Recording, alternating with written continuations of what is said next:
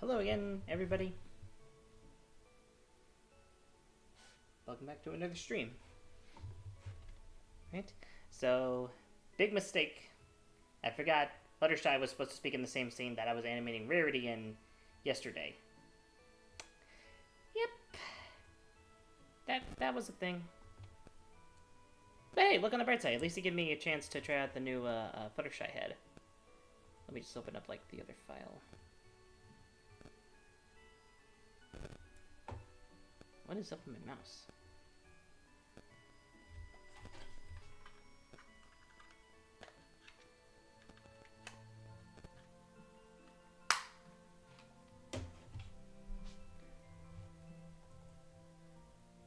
About to mix.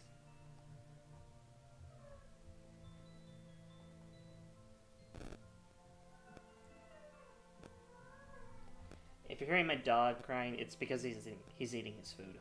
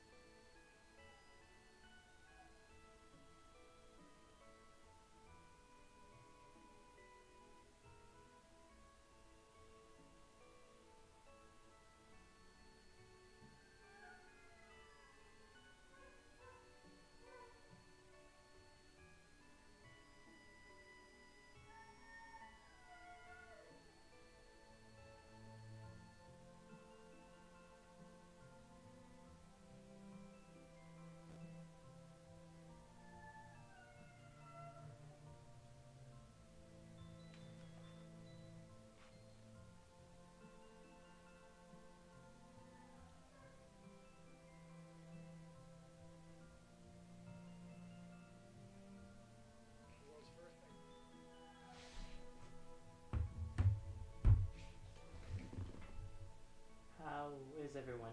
It's great. Polis, Jacob, David, Crash, welcome to the chat.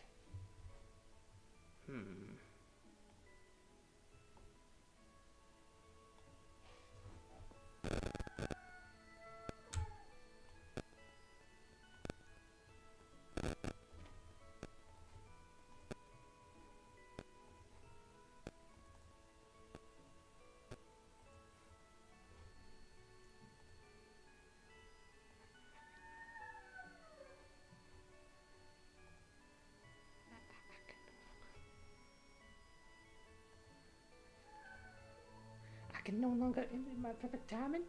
I can no longer.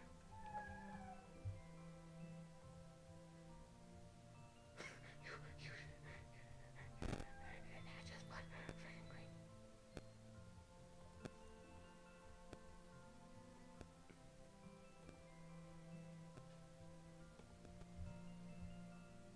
I'ma smack the Arthur Reed. The weirdo who looks like he likes to read looking.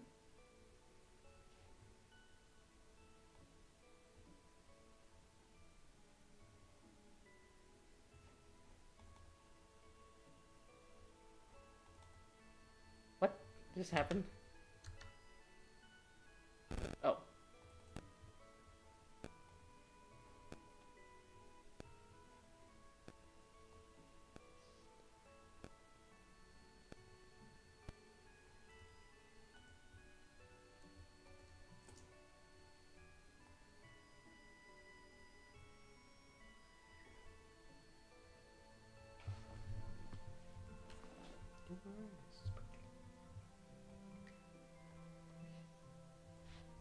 Hold on, what, mate? Hold on. Hold on, what, mate? Spicala.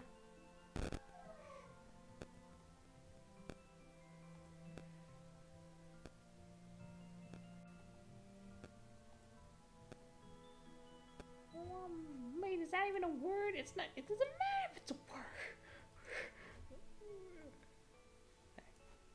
Man, I don't even know where to start.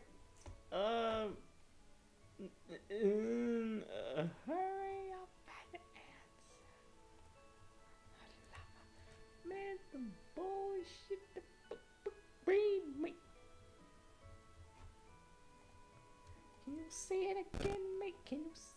again, mate. Can you say it again, mate?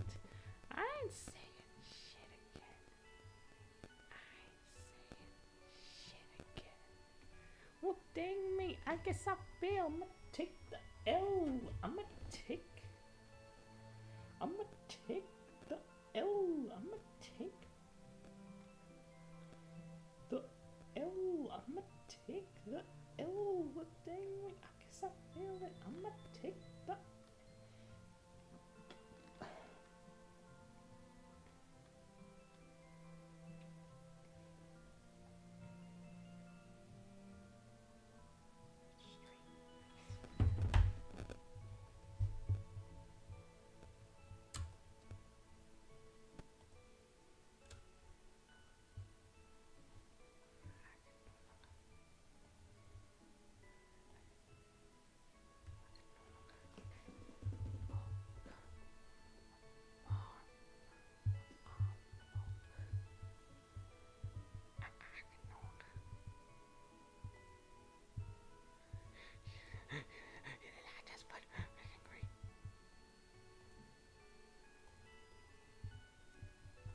and my shoes.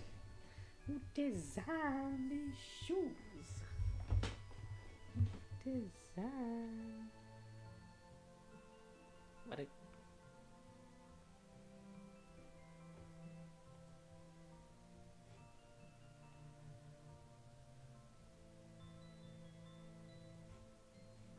Excuse me.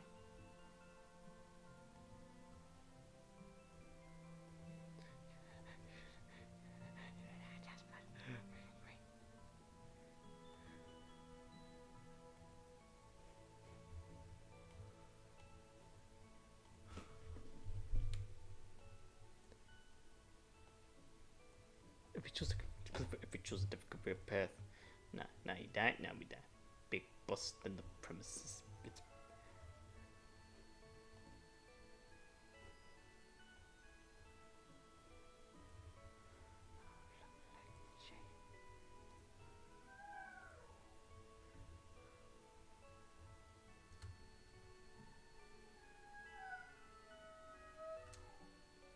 yo, what's up?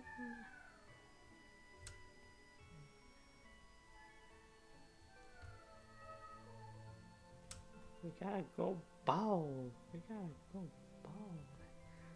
Trust the process. Weird haircut.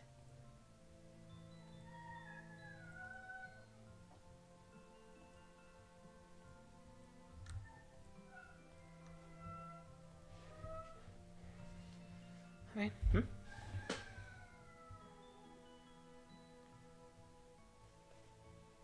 I'm playing Call of Duty Advanced Warfare on PS5 and later I'm playing 2K. Okay, cool.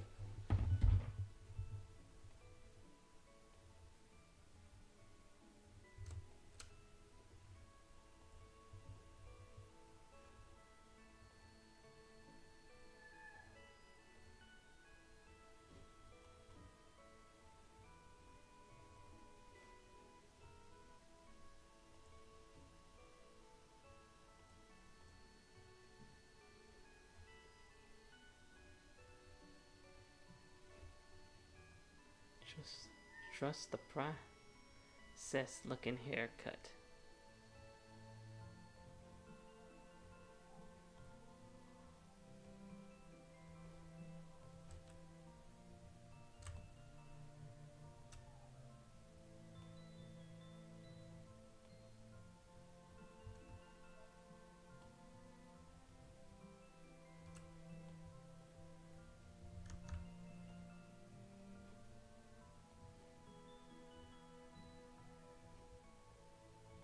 Let me double check on my dog, make sure that he finished his food. Because you see, like, after he finishes his food, I'm supposed to give him a treat and then his medicine. Alright.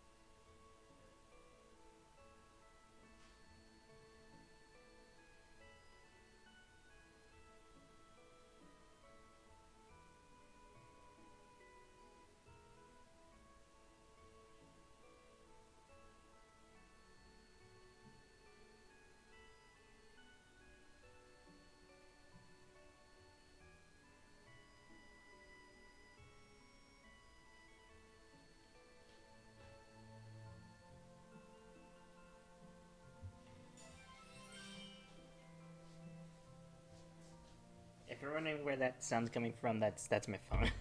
I made it the Sonic 1-up thing.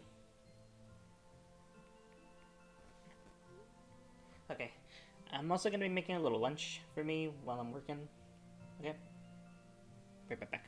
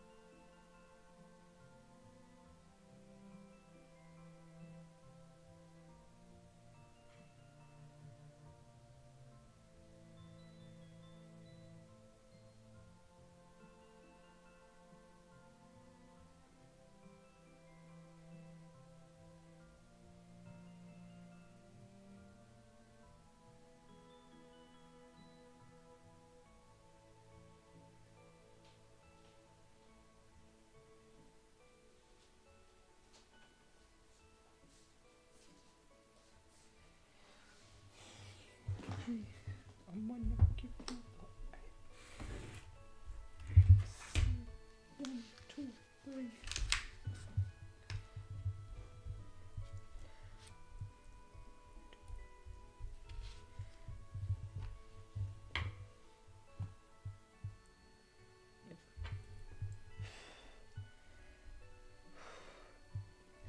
I got like a rice plate.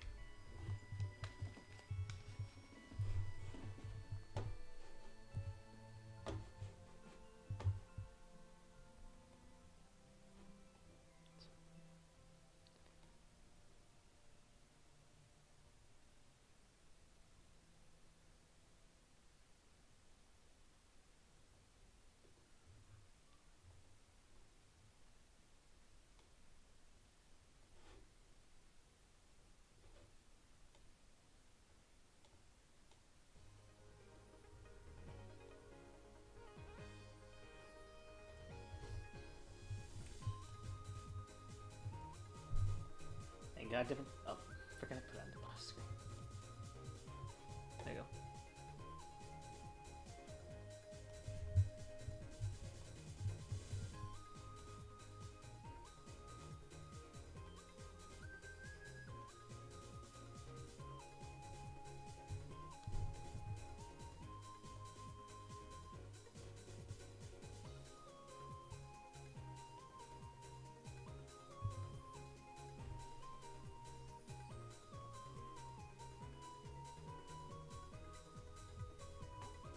I like sunsetshimmer. Well, I do too. Who doesn't? Perhaps maybe those who don't like equestriagirls. But I don't know.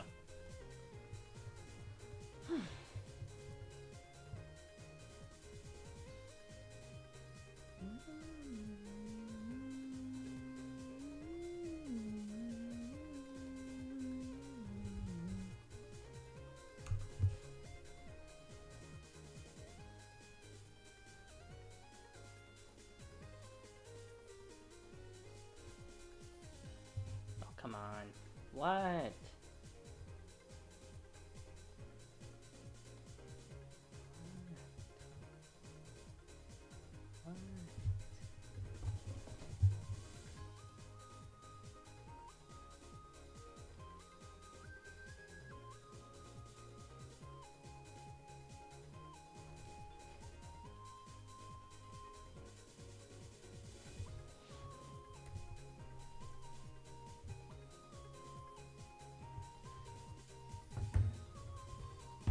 And the rarity clip here, so we'll know like where it stops and goes.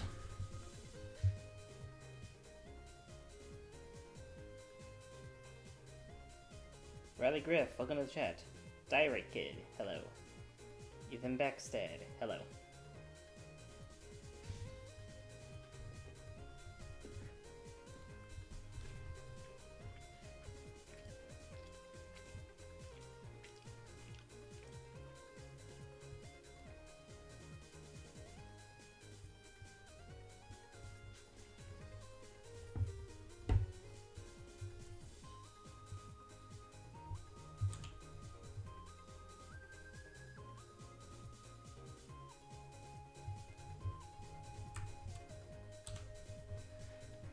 Get rid of this. Now we just need fluttershy's voice line.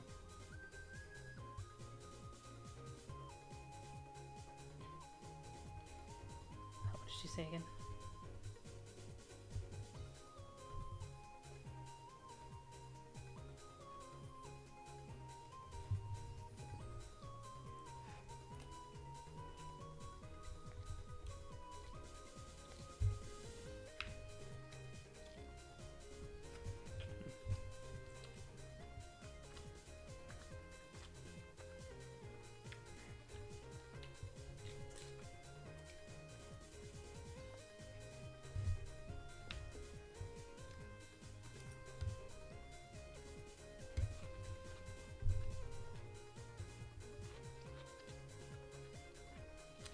Hope you look at my ASMR.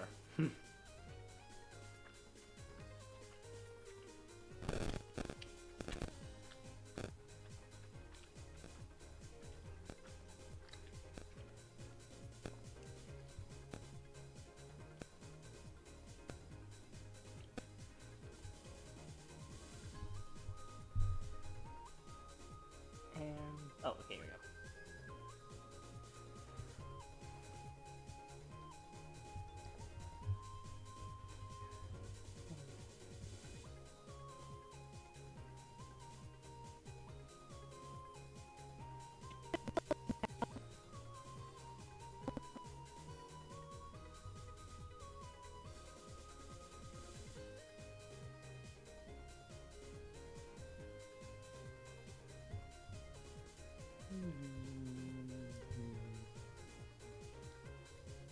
Oh, right.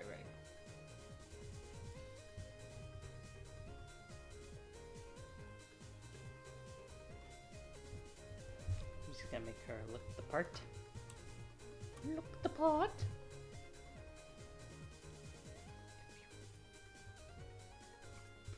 Excuse me. weird face.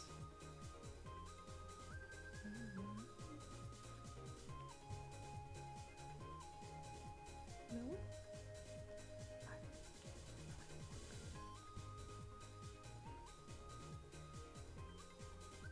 Because what I can do is just like have Flux like look to like her left, and then like have her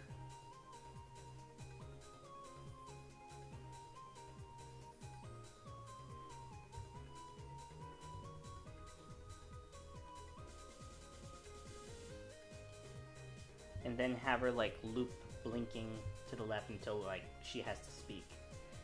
I've been doing it pretty much ever since. And hey Alex, hey Andrea.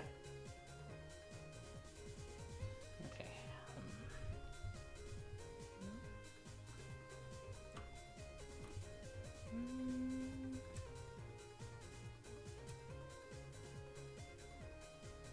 Oh wait, no, I don't move the eyes yet. Oh wait, no, I'm not supposed to move the eyes yet. Okay. So for 1 second, we'll remove her eyes.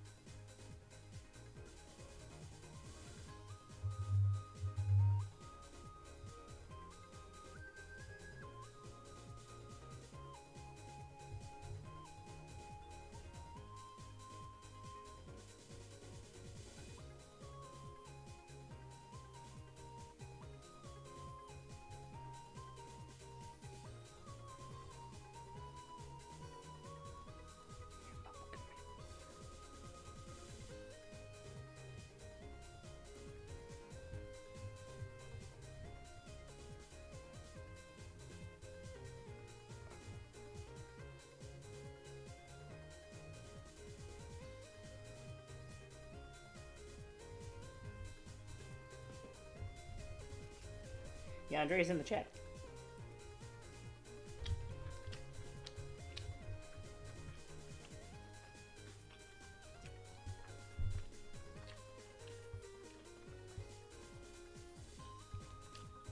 Yeah, these kind of make her look like an old woman.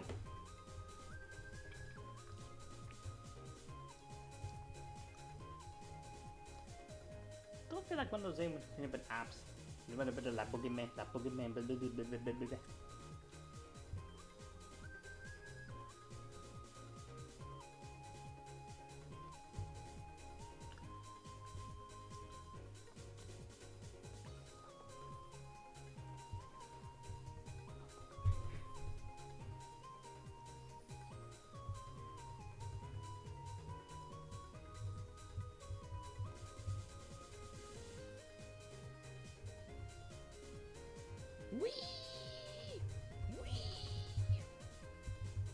I don't know where that came from. What the heck?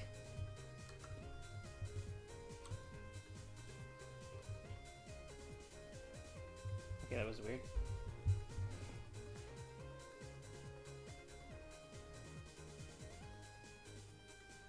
We're gonna lip sync and we're gonna fluttershy. Yep, I'm doing a thing where it turns out I forgot that like Fluttershy was talking in the same thing with Rarity. But that's not a big deal, it's an easy fix.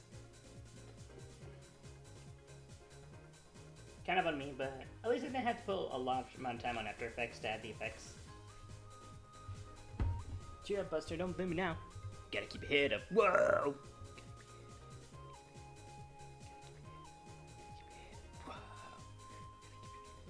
Gotta keep your head up. Whoa!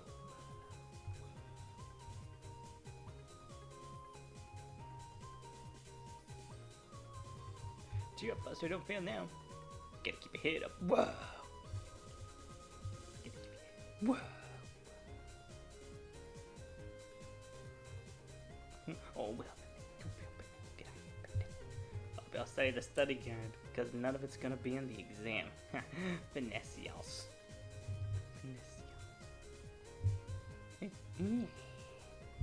Cheer up, Buster, don't fail now. Gotta keep your head up. Whoa! What are we going to film, mate?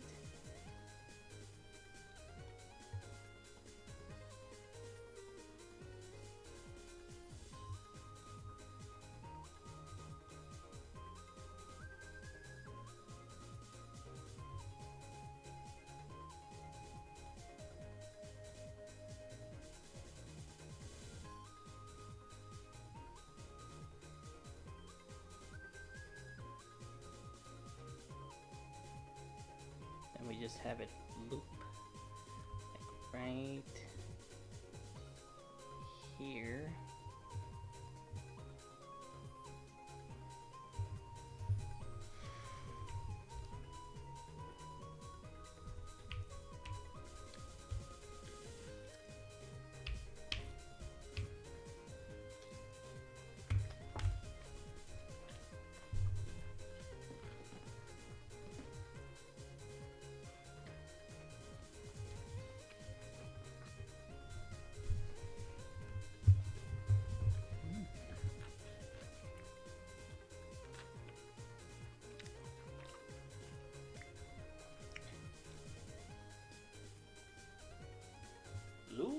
Wu-Tang, Wu-Tang.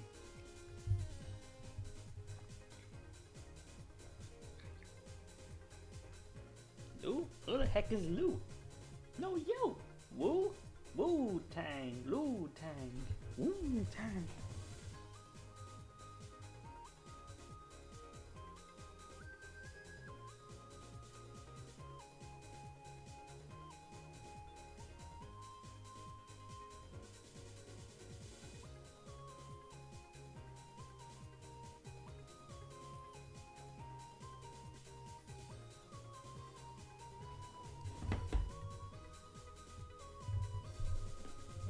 Going well.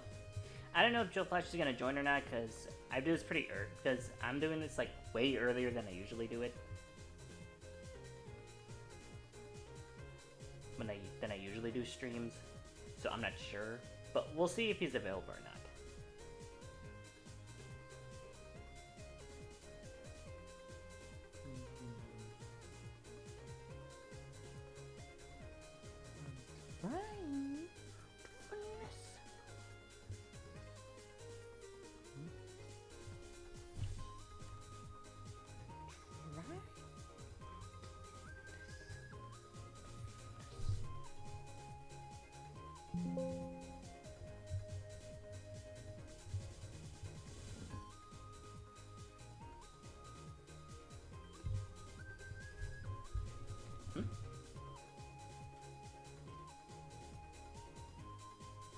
Hopefully this year I want to go to something like I didn't go last year.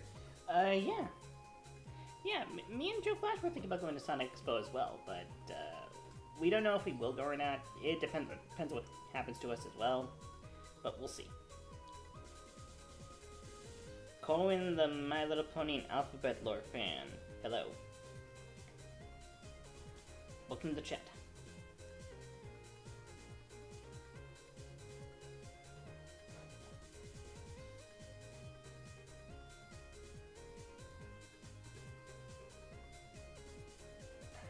What?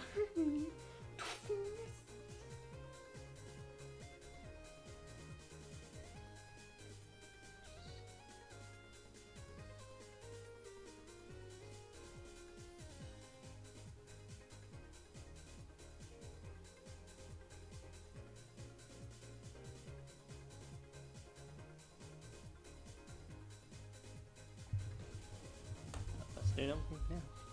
You gotta keep your head. Whoa.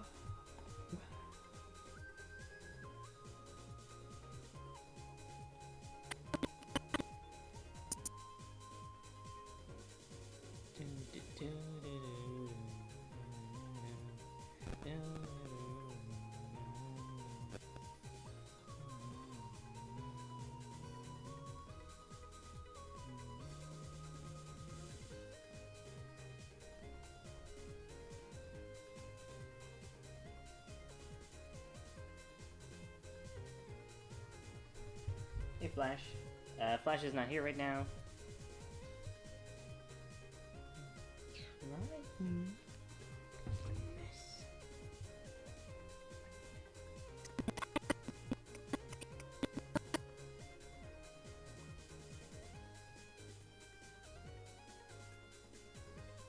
What? Oh, right. Shit.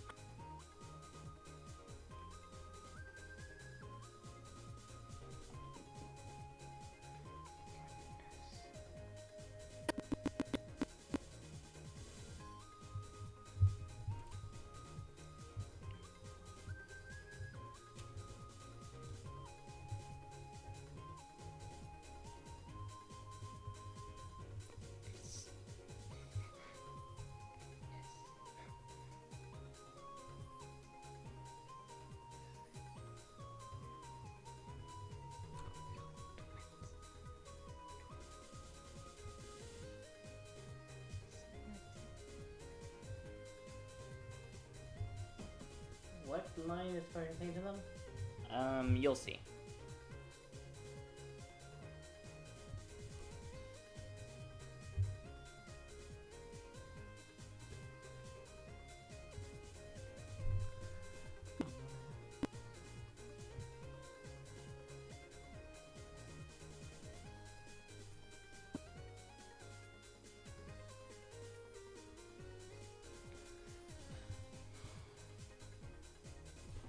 A weird episode of Powerpuff Girls.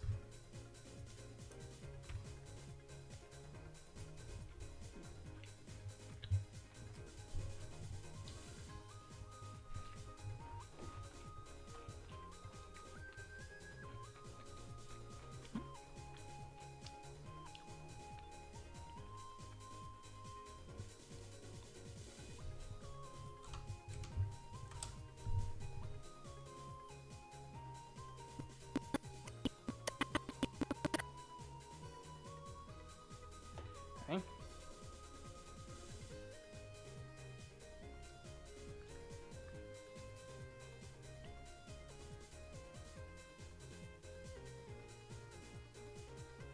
Bring the audio layer down a peg, so yeah, you're built differently. Yeah, you are.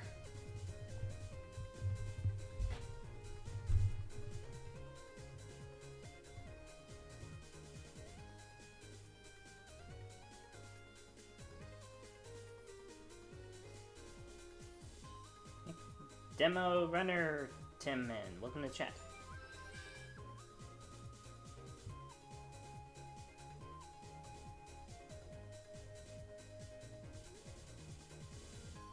This is cool. Excuse me.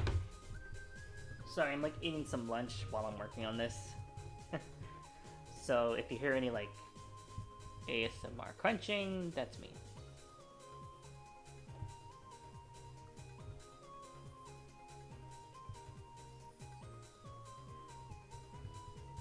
I'm trying.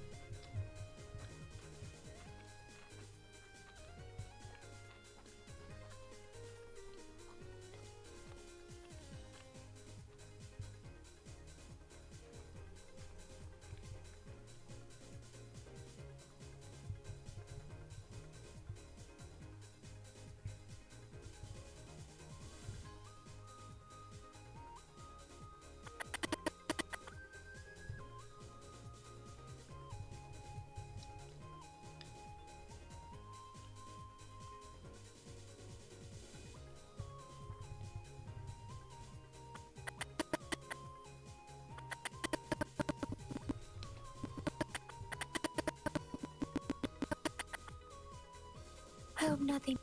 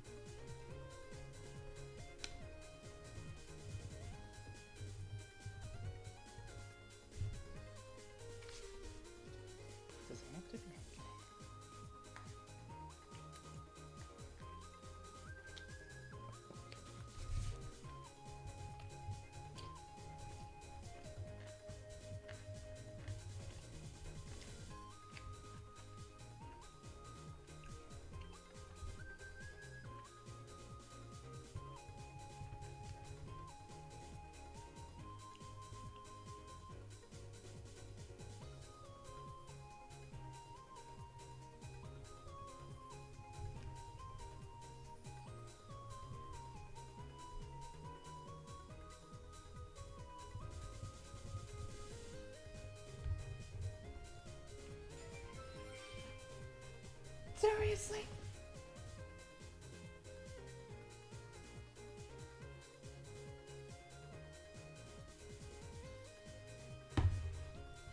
Well, if it's just for one song...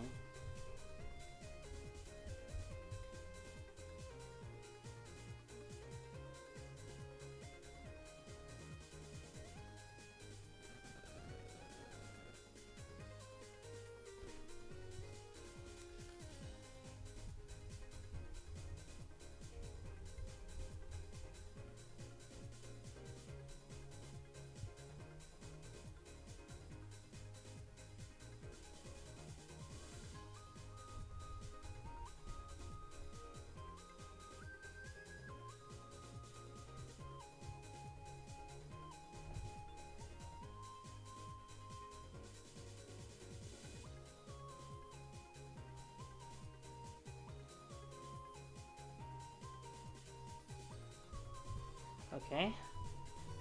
Thank God I got rid of...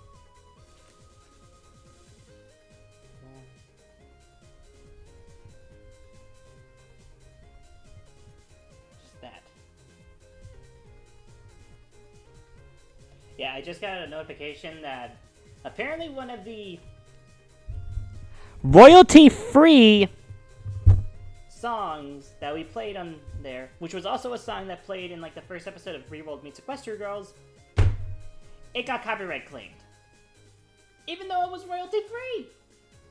What the heck, YouTube? What the heck? What the heck? Huh? What? What you doing? Huh? What? I'll tell you what's up. It's because they're run by dumb robots, that's what. Ah, boy.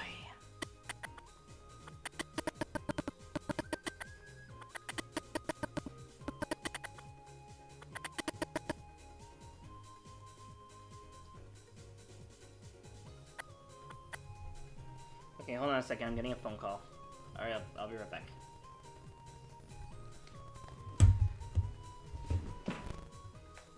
Hello?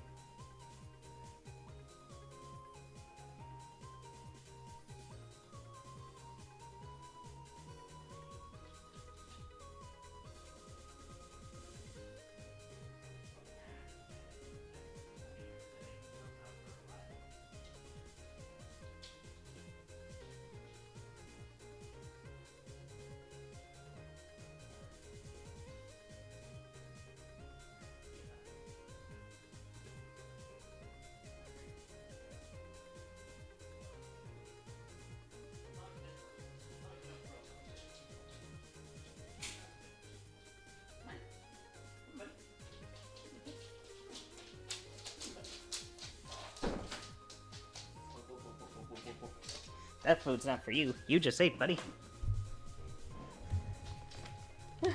Okay, sorry about that. Had a phone call.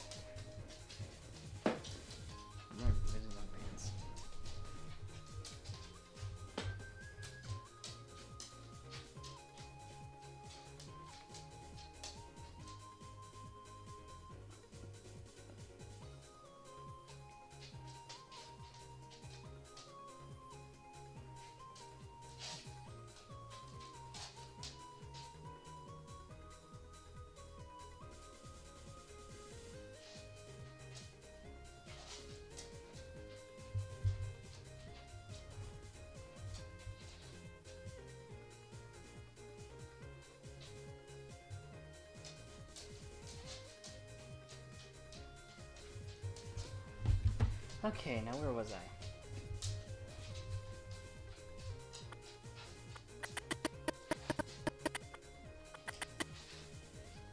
It's a pretty quick I.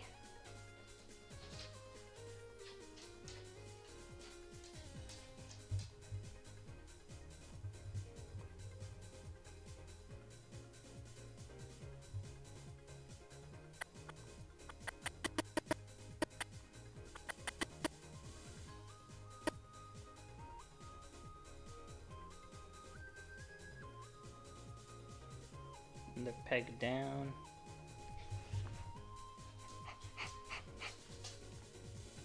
I got the dog in here with me again. There's no wait. Say hello to the chat. Ruff. Speak.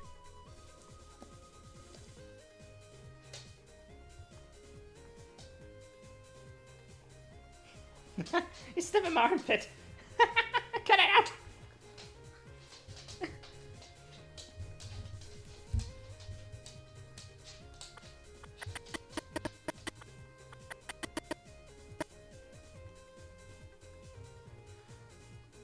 Oh.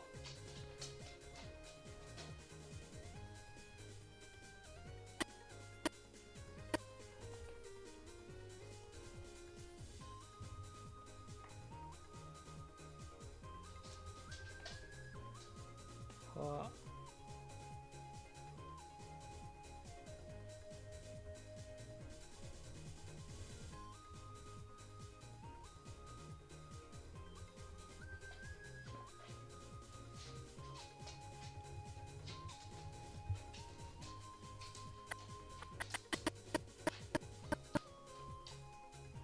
Oh shit, I forgot to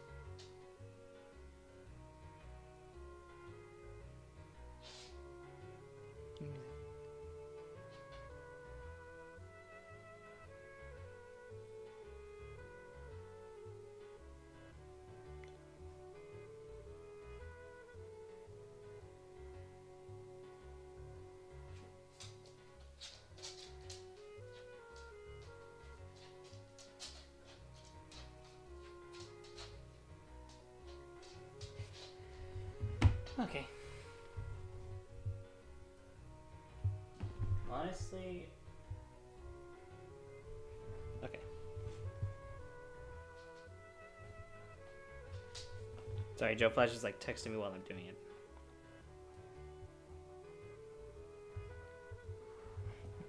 Will you kiss them? Sorry, it's my dog. 41 to 45.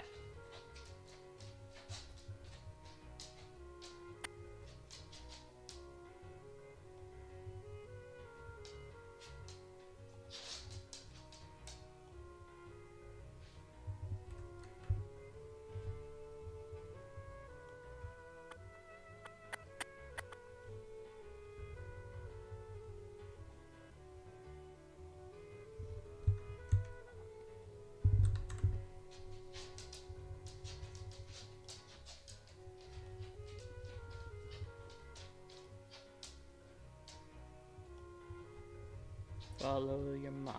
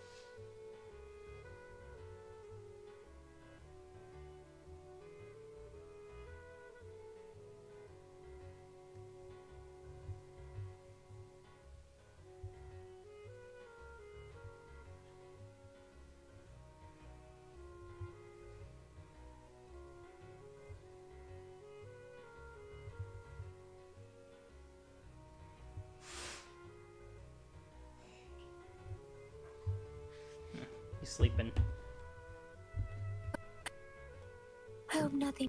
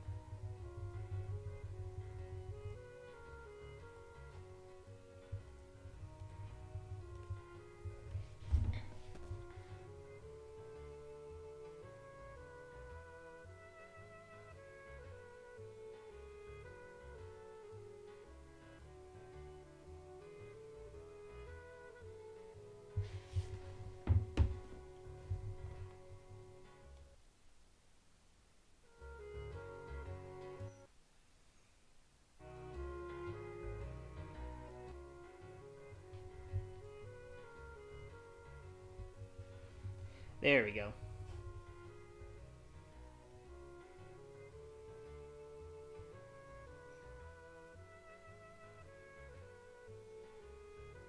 Okay, there we go.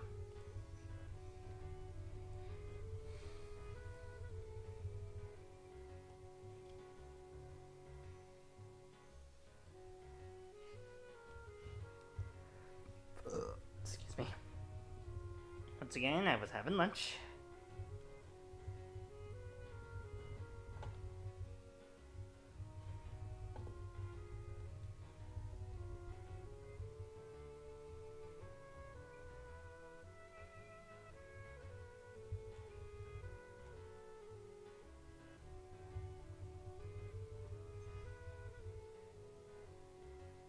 $66 to $67. Hey, Mickey Mouse.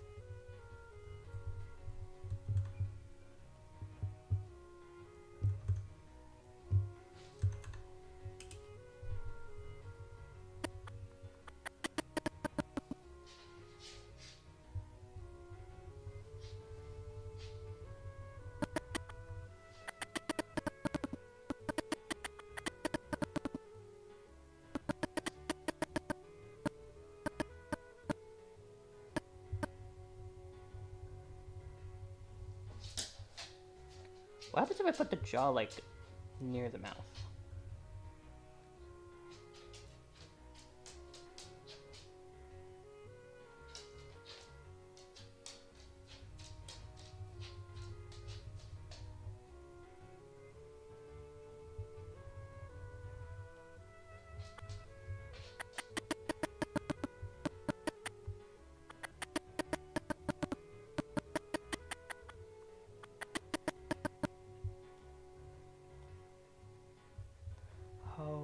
I hope.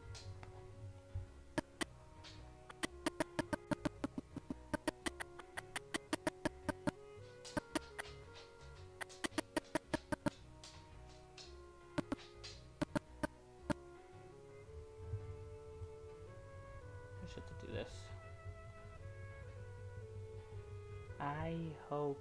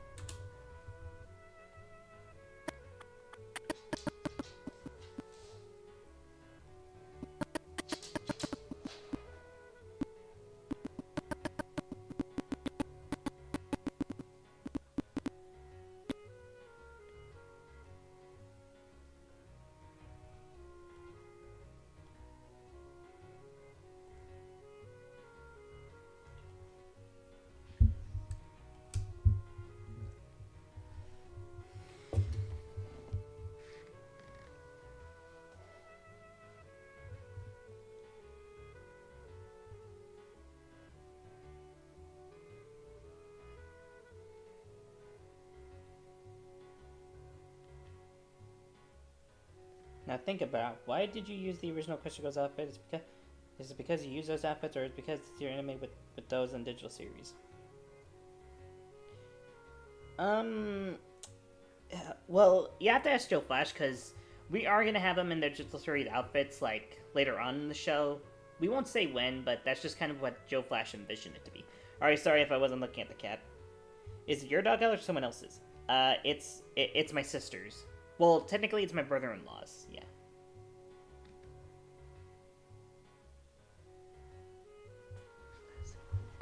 Okay, back to.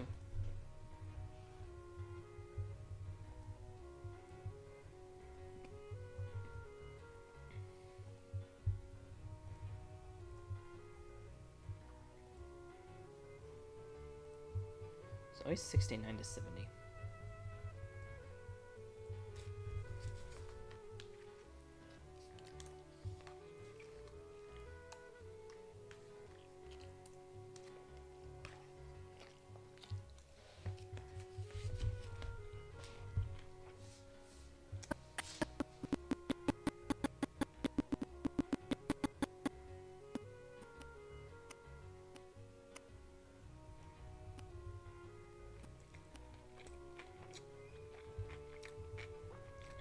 I look like you're screaming in pain.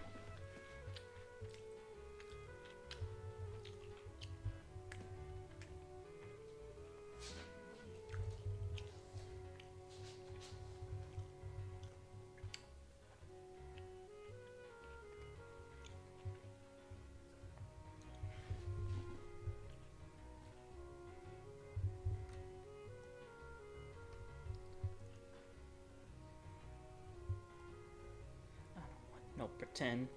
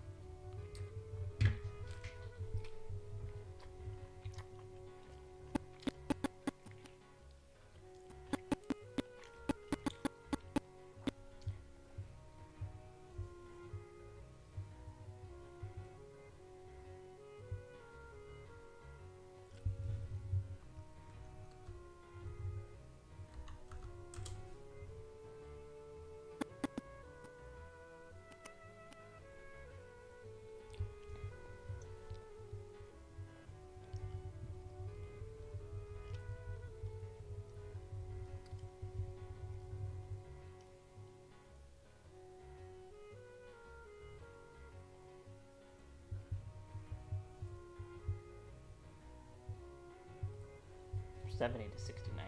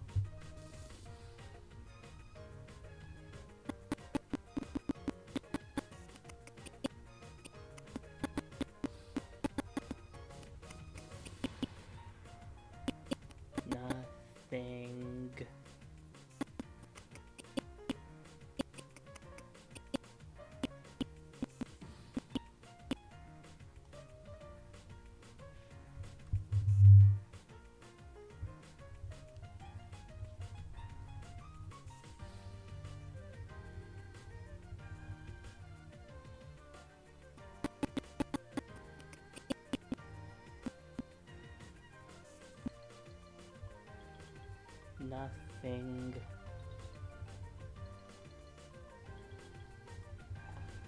Are you mad? No, I'm not mad. No, I'm not mad. I mean, I am mad about the copyright claim that just came out all of a sudden. It's like YouTube just now notices us, and now they're giving us some attention to the point where they're making sure we don't use copyright-free music.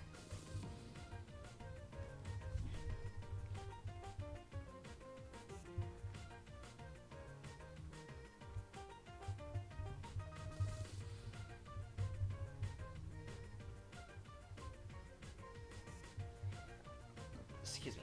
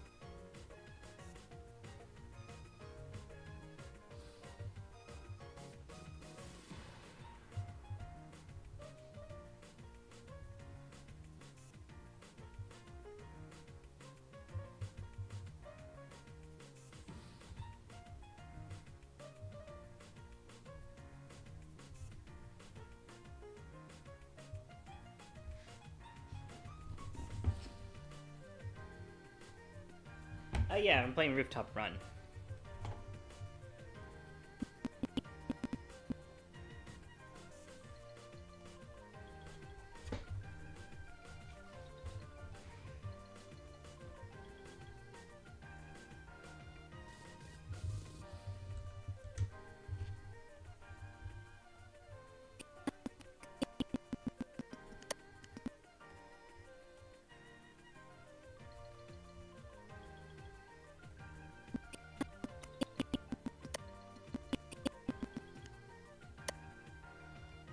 Bad.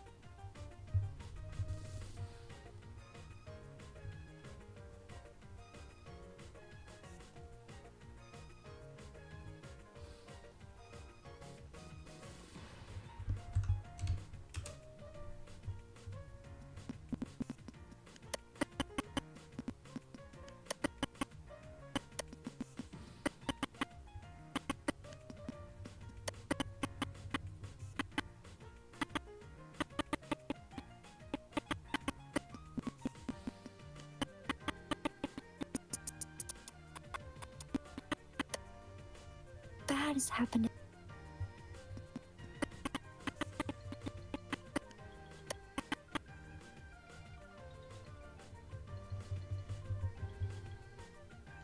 Bad.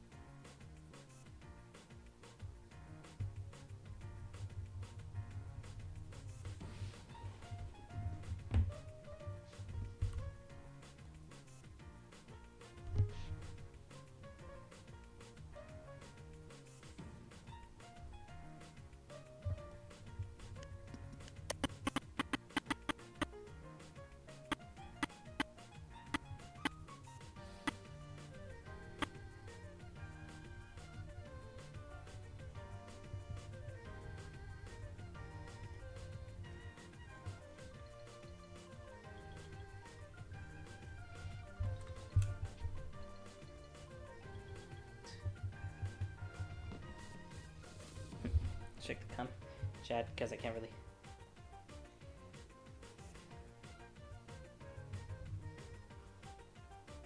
Oh yeah, it's Dragon Road. Yeah.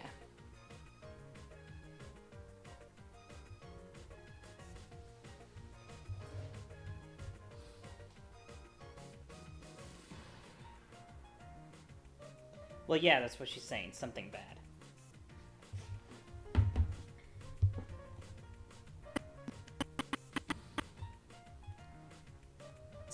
Bads. Bads.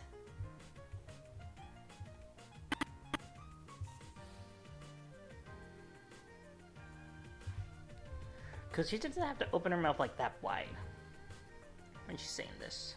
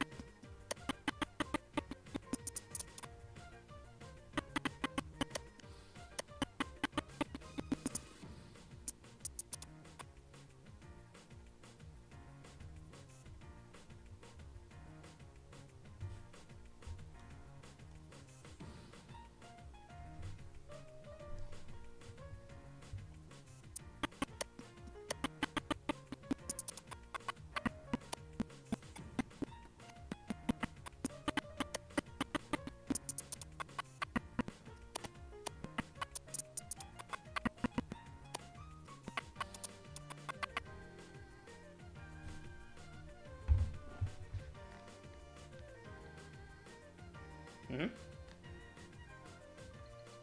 Okay, hold on. Here comes Joe Flash.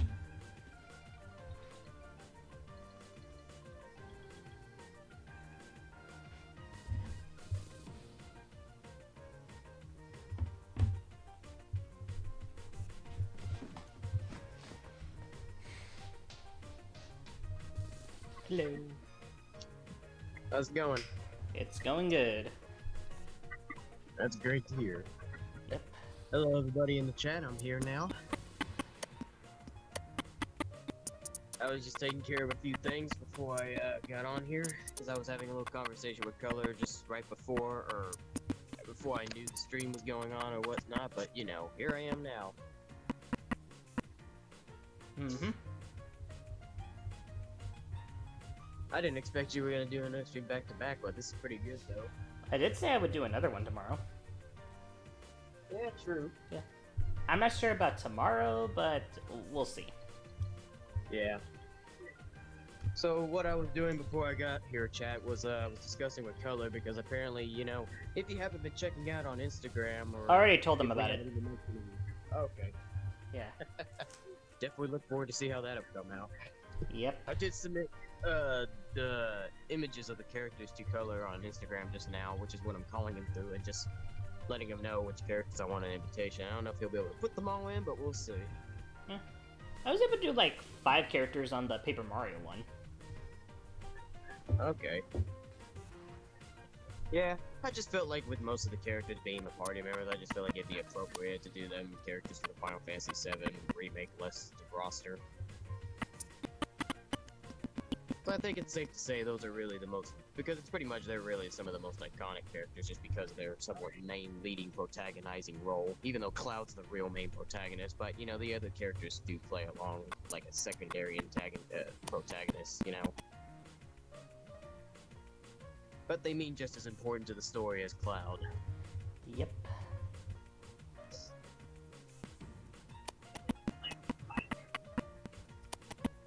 So yeah, this is pretty cool.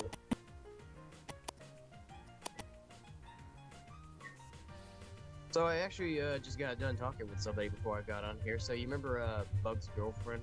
Yeah.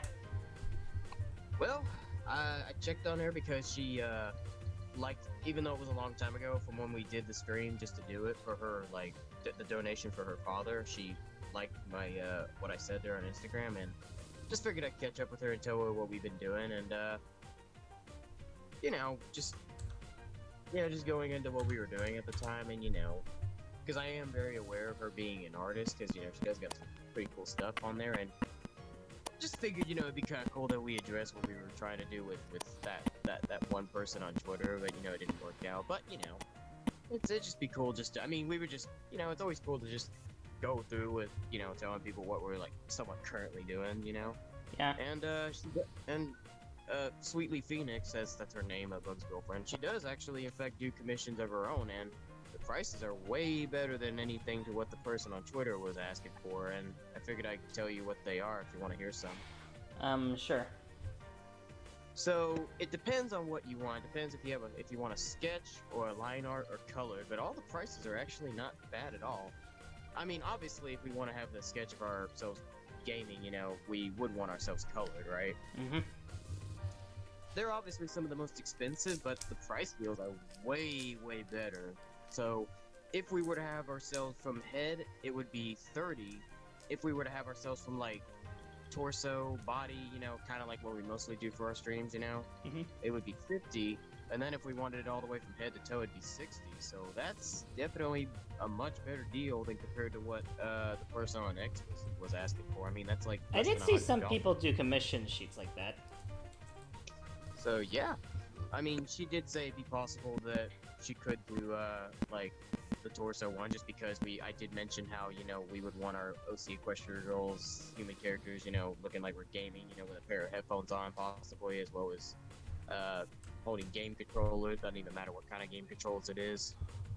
So this could possibly work out much better if you think maybe we could do this. I mean, I don't know if we would have to pay together or separately, because I mean, it is going to be 2 of us, so I don't know. I mean, I could see what I did tell her that I talked to you about this, so yeah, I'm just thinking this could possibly maybe work out for us. Yeah, this could work out for us. And she does make pretty good art, so this would be an honor to have. I think I've seen some of her art before. Oh, I have. I mean, she uses it in her profile picture, and she pretty much makes posts of mostly just art, so that would be pretty awesome. Yeah. It would be pretty cool to have someone that is associated with somebody in our cast member to actually help out.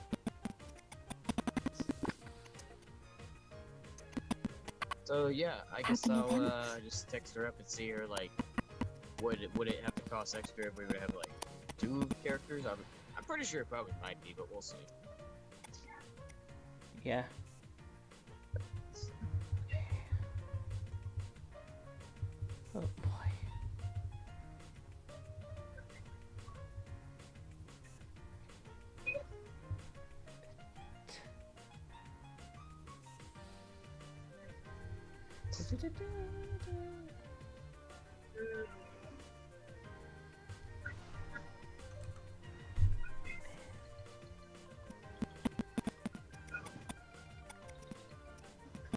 I will admit that I almost thought about, like, you know, for the headset, we have like a Happened. microphone that we're speaking into, but it doesn't have to go that far.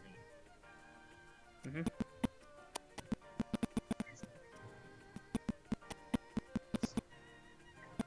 because technically, I mean, we will, because technically, I'm trying to think about how we would look in real life when we were actually streaming, because I feel like when we do some streaming in the future, I feel like we could potentially have ourselves like that, because I mean, you already have like desk mics, and then you know I'd have to get one for my own if we want to try to talk individually, and we could. I mean, there are some headphones set microphones that come with it, but people maybe wouldn't know how to connect them as compared to like the mics that you have or something like that. So I'm just thinking that if we were to game stream, you know, we probably would legitimately probably maybe wear headphones and you know, have obviously game controllers in front of us, and then you know just have the microphones. Yeah, I'm thinking that's how we could do it. I mean, we could play without headset on, but I don't know. Would you think it'd be possible we play with headsets on? Because it would be cool to like really have all the volume of the game into our headset, you know. And I mean, plus there maybe was we could- like a little headphone jack in the capture card thing. Okay. I don't. Do you think Bluetooth could actually work? Because I have Bluetooth headphones. Yeah, I think Bluetooth could work. Yeah, because I really like these Bluetooth headphones I've been having for some time, and it would be kind of cool. It would make things a lot easier to be able to have Bluetooth headphones. Yep. I mean, you did use wireless earphones from when we did the Equestriagirls history streams, so that definitely could work too. If you wanted to use earphones instead of headphones, I personally just prefer headphones.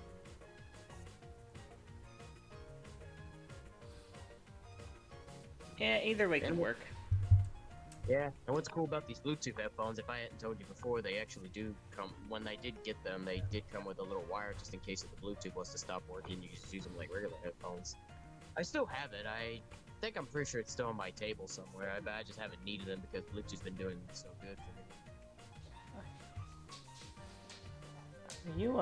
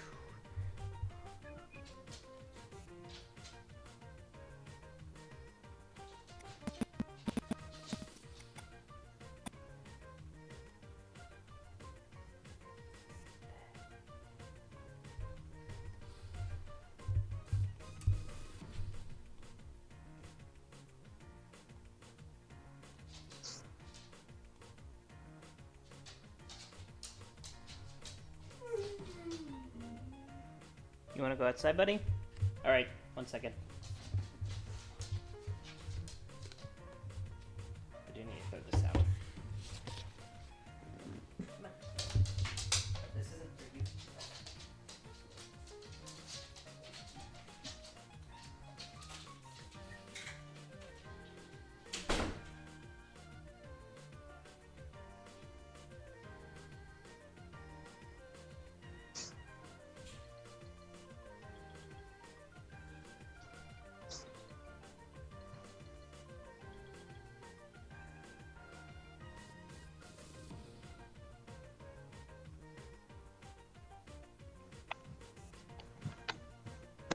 So hey, to everyone who's in the chat that was with us yesterday, I hope you enjoyed the last stream.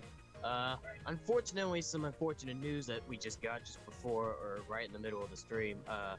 Everything was fine from yesterday's stream, except towards the very, very end, where a song that we played just right before the stream ended, unfortunately had a copyright song, which This is the second time in a row we have now gotten a song on the channel where we actually originally used it for an episode of Real World Meets Equestriagirls where it was not copyrighted, but then when we tried to use it on something else, then for some reason it wants to get copyrighted then. So I don't know what's going on, because I think I did tell you guys yesterday about how we used the How I Met You Yet cover song by Maggie Scott for the we used that as like the main theme song for the series, and we did use it during the credit song of episode 1, and then we tried again at episode 2 that we don't copyright it, we replace it with the Kevin McLeod How It Did.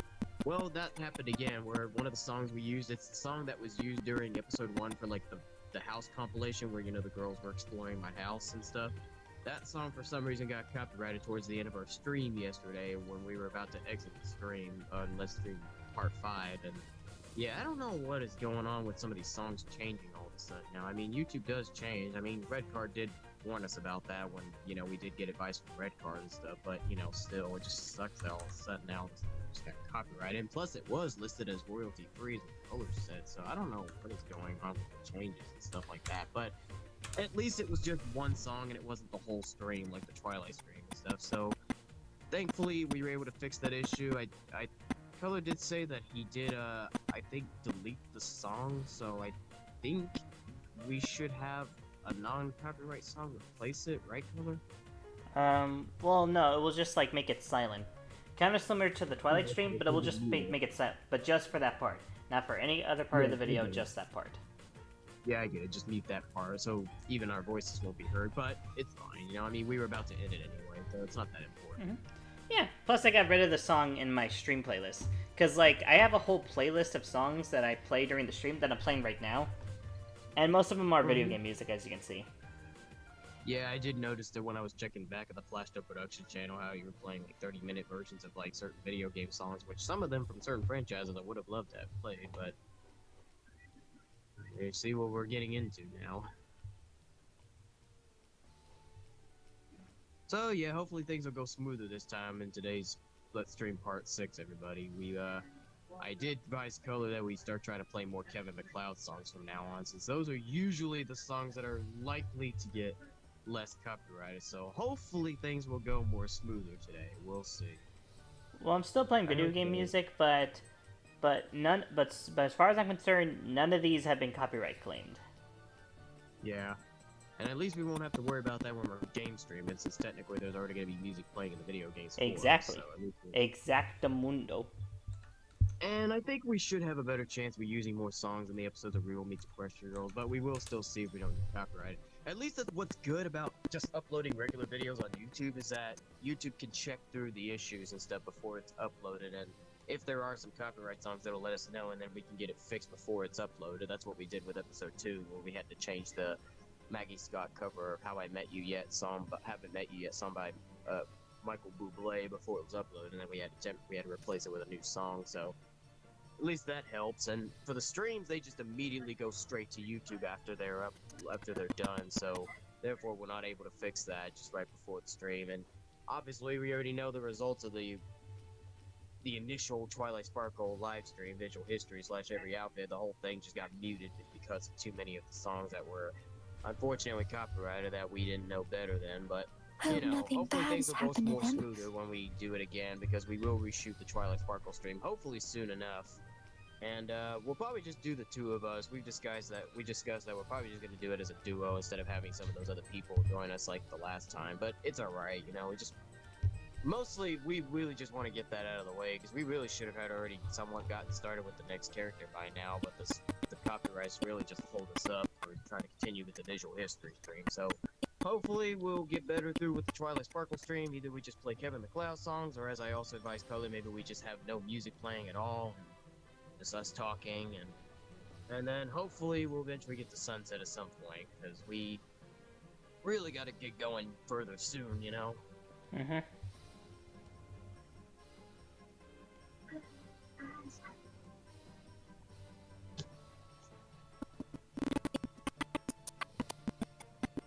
But yeah, wish us luck for the next time. I guess we do try to do more, I guess, songs in the future for hopefully that they don't get copyrighted, chat. Yeah. For that, for Twilight, let's just play Legend of Zelda music. Hopefully that'll work better. It will, because we have played video game music ever since we started doing streams, and not a single one of them has been copyright claimed. I wonder maybe if we shouldn't maybe if we shouldn't talk to Red Card again. Maybe like imagine if we had Red Card as a backup like editor, where like he reviews the like if we were to somehow find a way to share our streams to him and let him review all the songs that we're doing, and maybe he'd be able to search up like, or anybody for that matter, not just Red Card, but search up if the songs are copyrighted or not and see if we don't need to like change them. You know what I'm saying? Or maybe even he could change the songs like himself, like where he thinks maybe a much more safer song would help. Like, imagine that, you know? That would be helpful. Yeah, he's a pretty busy guy, though, so it's probably doubtful, but, you know... We'll just take his word for it. But yeah, we'll use his advice for it. Honestly, I couldn't be any more thankful that we, got advice from Red Card.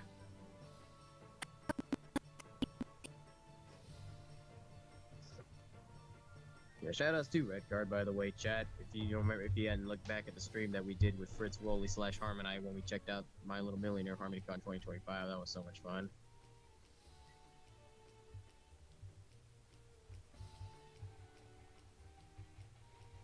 Which next month in August, I think that's when Everfree Northwest is supposed to come around. It's supposed to be like right after my birthday, so I think it's August 22nd to 24th. I mean, we're obviously not going to make it, but I just figured I'd point that out to every brony who is interested in pony conventions and stuff like that. So, if you guys are ever interested in going to... I forgot to put up down the pause screen. Oh, okay. But I figured I'd point that out real quick. I forgot the location. You guys can search it up on Google yourself if you're interested in figuring out where Everfree Northwest is located, chat. But yeah, for anybody who's a brony, and if y'all ever go to conventions and stuff like that, be sure to just keep that in mind that Everfree Northwest is next month. And even if you don't make it, expect some vlogs from Red Card, for those of you that don't subscribe to him. But I would strongly advise you subscribe to Red Card, because his vlogs are amazing. He's got some awesome videos. Like, he's really the inspiration for why we want to do vlogs like that in the future, because we've been talking a lot for the past number of months, almost throughout the whole year, about possibly getting a camera that's like either 4K or just a camera in general that could work as a vlog like camera. Like a real camera, instead of just like our phones. Yeah.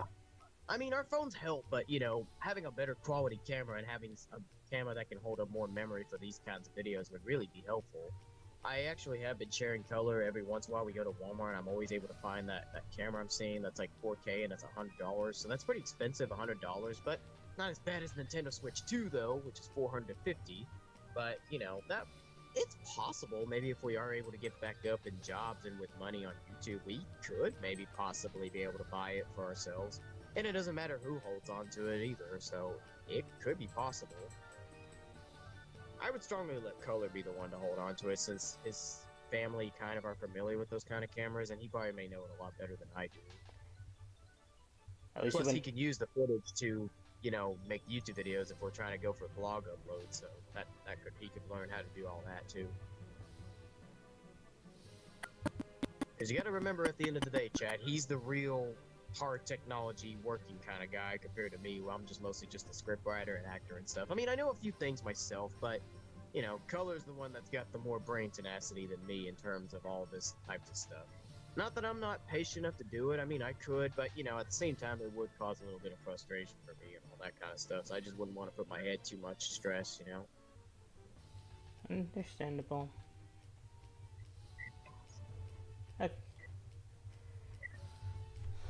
But yeah, maybe perhaps we should also let you guys know in the chat. Comment down below if you think that's a good idea in the future, if we should start making more of these kind of vlogs in the future for like the next time we go to conventions and stuff like that, because I think it would be a lot of fun. It kind of would actually maybe someone make things a little easier and maybe taking pictures too, because you can take, because on our phones, you know, I did mention before, I don't know if my current phone has done it because I haven't tried it yet, but you can actually take pictures while you're making videos at the same time. So like, you don't have to like just take a screenshot from the video like we did with that one Equestriagirls in real life photo that we did. So it's possible to do that, you know. And even if it doesn't picture, there's still a way, because I'm sure Red Card, you know, like in his ending vlogs, he does do like photo compilations, and most of them are just like little screenshots from like his vlogs and stuff. And it's always pretty cool how they come out every time. They always look so good. I mean, he's got a really good camera. I mean, our camera, if we do get one, I know we're not going to have the exact same camera as his, but, you know, I'm sure hopefully it'll work enough in some capacity. I mean, a 4K camera, for that matter. I mean, 4K's really been hitting marks differently in terms of videos and stuff.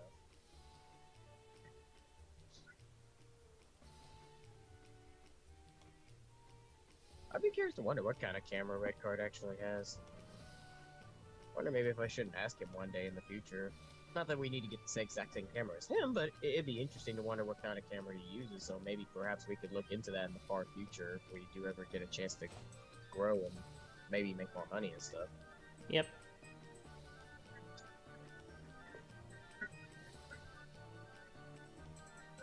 But yeah, once again, if you haven't subscribed to Red Card on YouTube, you should. If you just search up his name, Red Card, you might not find him, so I would strongly advise searching Red Card Brony, so it'd be able to help identify which Red Card you're talking about. Or you could just look back at our video, or our live stream of us reacting to My Little Millionaire Harmony Card 2025 alongside Fritz Woolley /Harmonite. I did put the link to the original video down below there, and you can just click on the video and then just go to the channel that way. And shout out to Fritz, by the way, too. That was probably, I think by far out of every video we've done so far in 2025, I think that's by far been my favorite thing that we did so far, just reacting to HarmonyCon 2025, My Little Millionaire with Fritz. I was really looking forward to that.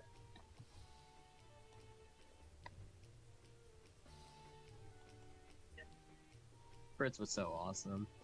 He is pretty cool. Definitely subscribe to him too, ladies and gentlemen. Fritz Woolley /Harmonite. He does have his own YouTube channel as well. And fandom account on Instagram. Yeah, exactly. It would be cool if we ever do get to collaborate with him again in the future. He was really quite the entertainer. He sure was.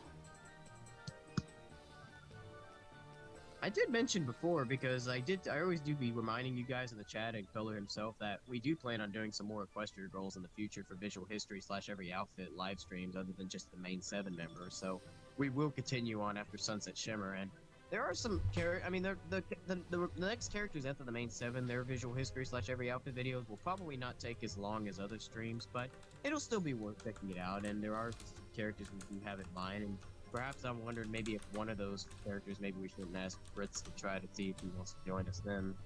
Perhaps. I mean, it won't be very long, but we could. There is a certain sense of someone we do want to try to see, or someone Hey or Prince, two that we want Disney to Fan see if we TV, can- welcome to the chat. Hey. So, yeah, there's like a person or two we hope we can get with us for when we do the Sunset Shimmer stream in the future. I don't know if we will, but we'll see by then. Because a lot of people so far, a lot of our cast members and stuff, they seem to be interested in really wanting to participate in the Sunset Shimmer live stream.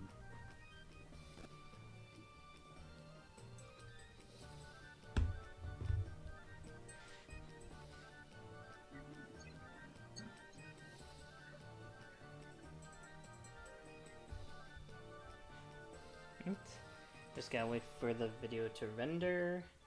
Then I can redo that same rarity. So I'm probably not going to be able to stay on here very long because my battery is... It's fine. It's starting fine, to get low. Jonah. I do have it charging, and I was going to shower, so I probably won't be on here much longer, guys, just to let you know. It's fine, Jonah. I probably won't stream as long as I did yesterday, because I do want to go out today. I'm going to check out, like, this marketplace nearby my sister's house. There's, like, a Hot Topic and a Barnes & Noble and everything. And I may or may not see a movie tonight. I was thinking about seeing... I mean, I know there's Superman out, but I was saving that for us. So I might just see, like, something like Elio. Okay. Yeah. I mean, it did bomb at the box office, so... Superman? No, Elio. The new Pixar movie. I've been hearing some negative reviews about that Disney film. Disney Pixar film. Right. Sorry, Superman, I I had don't to know. sound like a It's nerd. still technically recent. There is a few YouTubers I subscribe to that are doing reviews, but I'm avoiding them so I don't like get spoiled. I mean, sometimes people will do reviews that are non-spoil, but at the same time, it's like, I don't know. I haven't been hearing too many people about it, but there are some people that are questioning, did it really live up to the hype? So that's really starting to raise some concerns over how the movie went. I mean, I still plan on wanting to see it anyway, but I don't know. It's putting some questions up for me about what fans are thinking so far about the film. Yeah, I heard some mixed things too. Apparently, one of the previous Superman actors, Dean Cain, who previously played Superman in the Lois and Clark show, I think, if I'm not mistaken. Yeah, that's the. Excuse me, had to sneeze real quick. Dean Cain apparently gave his honest opinion towards the Superman film, and apparently he thought it was. What did he describe it as? Hold on, let me see. I think I saved it, so I could look back and see what he said. I usually like to save posts regarding like certain like celebrities like saying their honest opinions on certain situations. What did he say?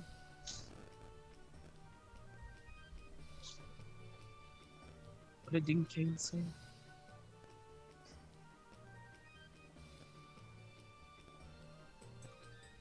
Or did I save it at all? Hold on.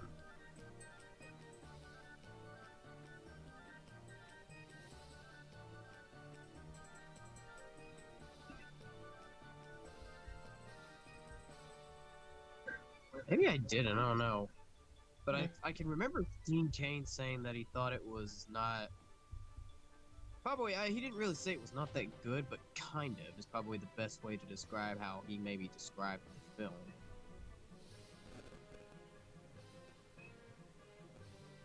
I think that's probably the best way to describe it, you know, because I'm not finding it, so I think that's probably what I could say he possibly said. Sounds about right. Did the video Like, export? he pretty much thinks that, like, it's like maybe the Superman character isn't quite living up to the way it once used to be when he was like American, like when he was all about being American. Well, I mean, we all kind of know that, but whatever else that Superman stood for, but he's feeling like the nowadays these live action Supermans aren't living up to that, kind of like how I guess his Superman was. And obviously no one can ever top Christopher Reeve. I mean, we already know that. No one's ever be able to top Christopher Reeve. Christopher Reeves. Christopher Reeves. Speaking of Christopher Reeve, I remember seeing another post that talked about how there was quite a few number of people that almost would have became Superman in films through different times over the years, and they talked about the potential, like when they were like thought of like being asked to play the character, but they weren't either available, or sometimes the roles just went to other people. Like apparently the guy who is Lex Luthor in the recent Superman film, he tried to originally audition for Superman, but he ended up getting Lex Luthor instead, which is, you know, so like alternatives on what could have been, you know. There was plenty of them, some of them that were kind of a little bit surprising. Nicolas Cage was even mentioned because, yes, for those that don't know, Nicolas Cage was officially casted as Superman one time for a film years ago, but the movie was canceled, so therefore you never got to see the light of day for him actually playing the character. And apparently, I actually surprisingly learned that Henry almost played Superman years ago before he officially was casted in 2013 for his first role as Superman in Man of Steel, so he almost became Superman years ago. I think it was for Superman Returns or a different film in the 2000s, and I was like, whoa, Henry almost would have became Superman years ago before he got the role in 2013? Gee, imagine how his career would have started off early being called Superman if he had been cast sooner. I know. It's crazy how many actors were almost going to be Superman, because I heard that apparently other actors like Will Smith and Brendan Fraser were going to be Superman. Will Smith was on there, you know, so I was like, Will Smith? Seriously? I mean, he technically already played a flying superhero, so... I definitely don't remember that, so... Hancock. I mean, in DC, he played a... Oh, Hancock. Okay, yeah, I heard of that character. I didn't even know he's a superhero. I do, but I do remember in DC, I do remember he did play a villain that was Deadshot in Suicide Squad. Mhm. And he did have the opportunity of meeting Henry Cavill because one time Suicide Squad cast member were doing a meet and greet, and Henry surprised them by going undercover as a fan, just wearing a random mask, and then he just unmasked in front of Will Smith, revealing his identity. So that was pretty cool.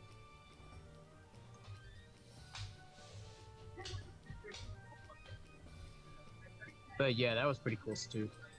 Who's Christopher Reeve? He was a previous Superman actor. He was the Superman from 1978 to 1987, I believe. So he played the character for quite a number of years. He had 4 Superman films. Each film, I think, kind of got. I don't want to say it got worse, but I did hear some people were saying that later Christopher Reeve films weren't as good as the others. But Christopher Reeve's Superman continues to be probably the most celebrated live-action Superman out of all of them. People say he's the true legendary actor. Like, he is a legend.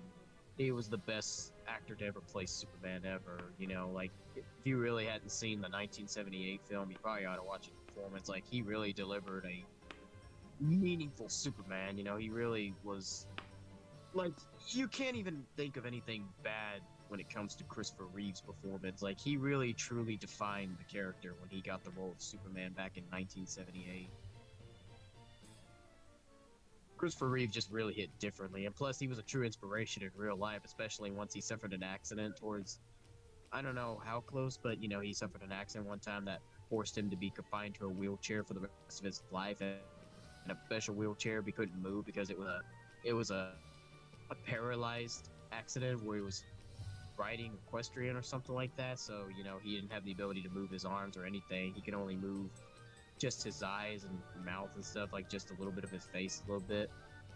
So he had to have a special kind of wheelchair where he had a controller on his mouth that would allow him to control his chair that way, you know, an automatic chair, because, you know, he couldn't move any part of his body at all. But he was still a true inspiration despite his life-changing situation. There was actually a movie that was released last year called Superman, the Christopher Reeve story. I wanted to see that, but I didn't get to see it. I don't know if it's on DVD or whatnot, but I'm pretty sure I can imagine it was a good movie just because, you know, pretty much everybody loves Christopher Reeve as Superman. Everybody loves Christopher Reeve in general. But yeah, he continues to be the most celebrated one of the most celebrated live-action Supermans ever. I think he's pretty much probably #1 when it comes to most people's favorite live-action Superman. He's definitely at the top of the list. He's one of the best. Many would say him and George Reeves, which was the previous Superman before Christopher Reeve. I don't know.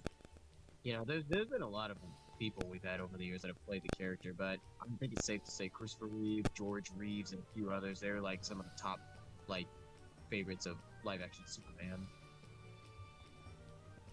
Yep.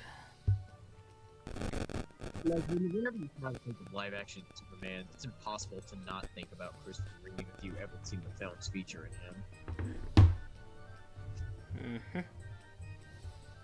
I never seen the original Superman movies yet, so I don't have that much opinion with Christopher Reeves. Yeah, I get it. I strongly advise you do, though. I mean, at the Red Oak Walmart, they actually do have a collection of old DVDs that you can buy, you know, that you check out, and the first Superman film with Christopher Reeve is actually in the pile. Oh, Jonas, someone asked us a question on the chat. I have a question. When did you start watching mlpequestriagirls? For both of us or for one of us? I think for both of us. Okay, well, for me, it's pretty easy. There is a vlog on the channel as well that you guys can check out. I mean, if you haven't seen the video talking about my story about how I became an MLP fan and a brony, you should definitely check it out. But just a quick recap, I started watching it in 2013, pretty much a few months after the first film came out. You know, I think it was right after, I think it was when I was starting that year in school, because it was in the middle of my school year when that happened. So, because I think the first film did come out in July, I believe, because I think that was because we did release the trailer for Real World Meetsequestriagirls on the exact same day that the 10th anniversary happened in 2023. So yeah, I think that was about a month before the first episode was uploaded. So it was sometime around this month that Equestriagirls movie was released, and I uploaded the no, I watched the movie shortly a few months after it was on the channel, which I can't remember what month it was exactly, but I remember it was when I hit 11 years old. Like, so it was right after my birthday. So I was 11 years old when it happened, and yeah, because I turned 22 last year, and then I turned 2021 and 21 in 2023, and then I'm about to turn 23 next month. So yeah, I remember the age. And yeah, I just stumbled across this film when back in the good old days when Colors Location had a place called Family Video, which had like DVDs and film and video games and stuff, which is how I got to play some video games that I didn't get to buy, but I rented them. You know, you rent it for like 5 days and stuff like that. And so back in those good old days, Equestriagirls film was in a kids section. There used to be like a little section by the front of the door, which had like new kid DVD releases, and Equestriagirls was on there. And even though I was never interested in My Little Pony at that time, seeing this kind of just somewhat sparked differently because it just caught my attention over the fact that they made like an alternate dimension of them where they're human, and I thought they kind of looked cool, and I thought I somewhat kind of thought, not to hit on them or anything, but I thought they kind of looked prettier than their actual pony size. I don't know, I just something just looking at them in human form just somewhat hit much more differently. I don't know, it just looked interesting and cool, and this was at a point in time when I was getting into multiverse kind of stuff, mainly thanks to Spider-Man and Teenage Mutant Ninja Turtles making movies and video games and stuff about the multiverse and all that stuff, and like learning about different variations of each character, and it just got interesting for me at this point in time. And when you really do truly think about it, since it doesn't get brought up too often, the Equestriagirls are technically a multiverse of Generation 4, because even they do go into the story themselves that there's a portal to the other world, so technically it is a multiverse when you think about it. It's another dimension, so it got interesting just seeing the Equestriagirls, just the characters being in human form, and then comparing it to when I saw a DVD of the actual show in pony form. You know, I was like, no, this human form is hitting differently. Like, they look so cool, and I couldn't resist it. And I mean, I don't think I got it immediately, but the more times I kept looking at it, but it just kept interesting me that I was like, okay, even though I know this is about My Little Pony, I may have to check this out, 'cause this is really starting to interest me just the more I keep looking at the back cover of the characters just being in human form. So I asked my mom if I could rent it. She was a little bit against that at first too, because, you know, just like with most parents, they try to keep children sticking to their appropriate kind of like genders, but I deviated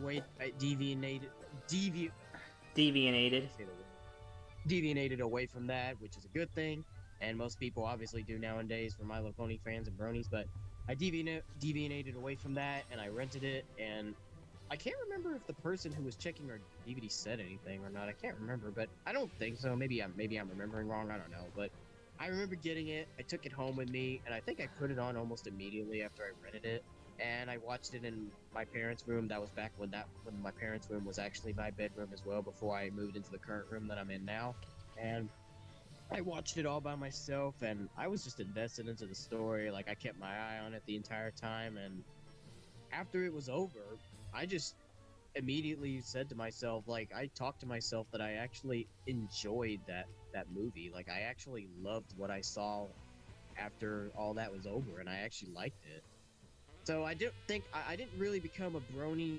I probably did maybe somewhat become a brony immediately following that, but after that, it inspired me to then check out some actual episodes of the Generation 4 My Little Pony show, Friendship is Magic, and I rented DVDs of that, checked them out, and pretty much then after when I saw the episode Princess Twilight Sparkle, or whatever it was called, where Twilight it was the finale episode of season 3 that was originally supposed to be the finale of Friendship is Magic, but it continued on for a few more seasons due to its rise in popularity. And that was actually the last episode of Friendship is Magic at the time before Equestriagirls was made. So Equestriagirls was really supposed to be the send-off to the Generation 4 series, but due to its popularity rising at the time, that's why it continued on for more seasons, and Equestriagirls even got more stuff. So interesting story there.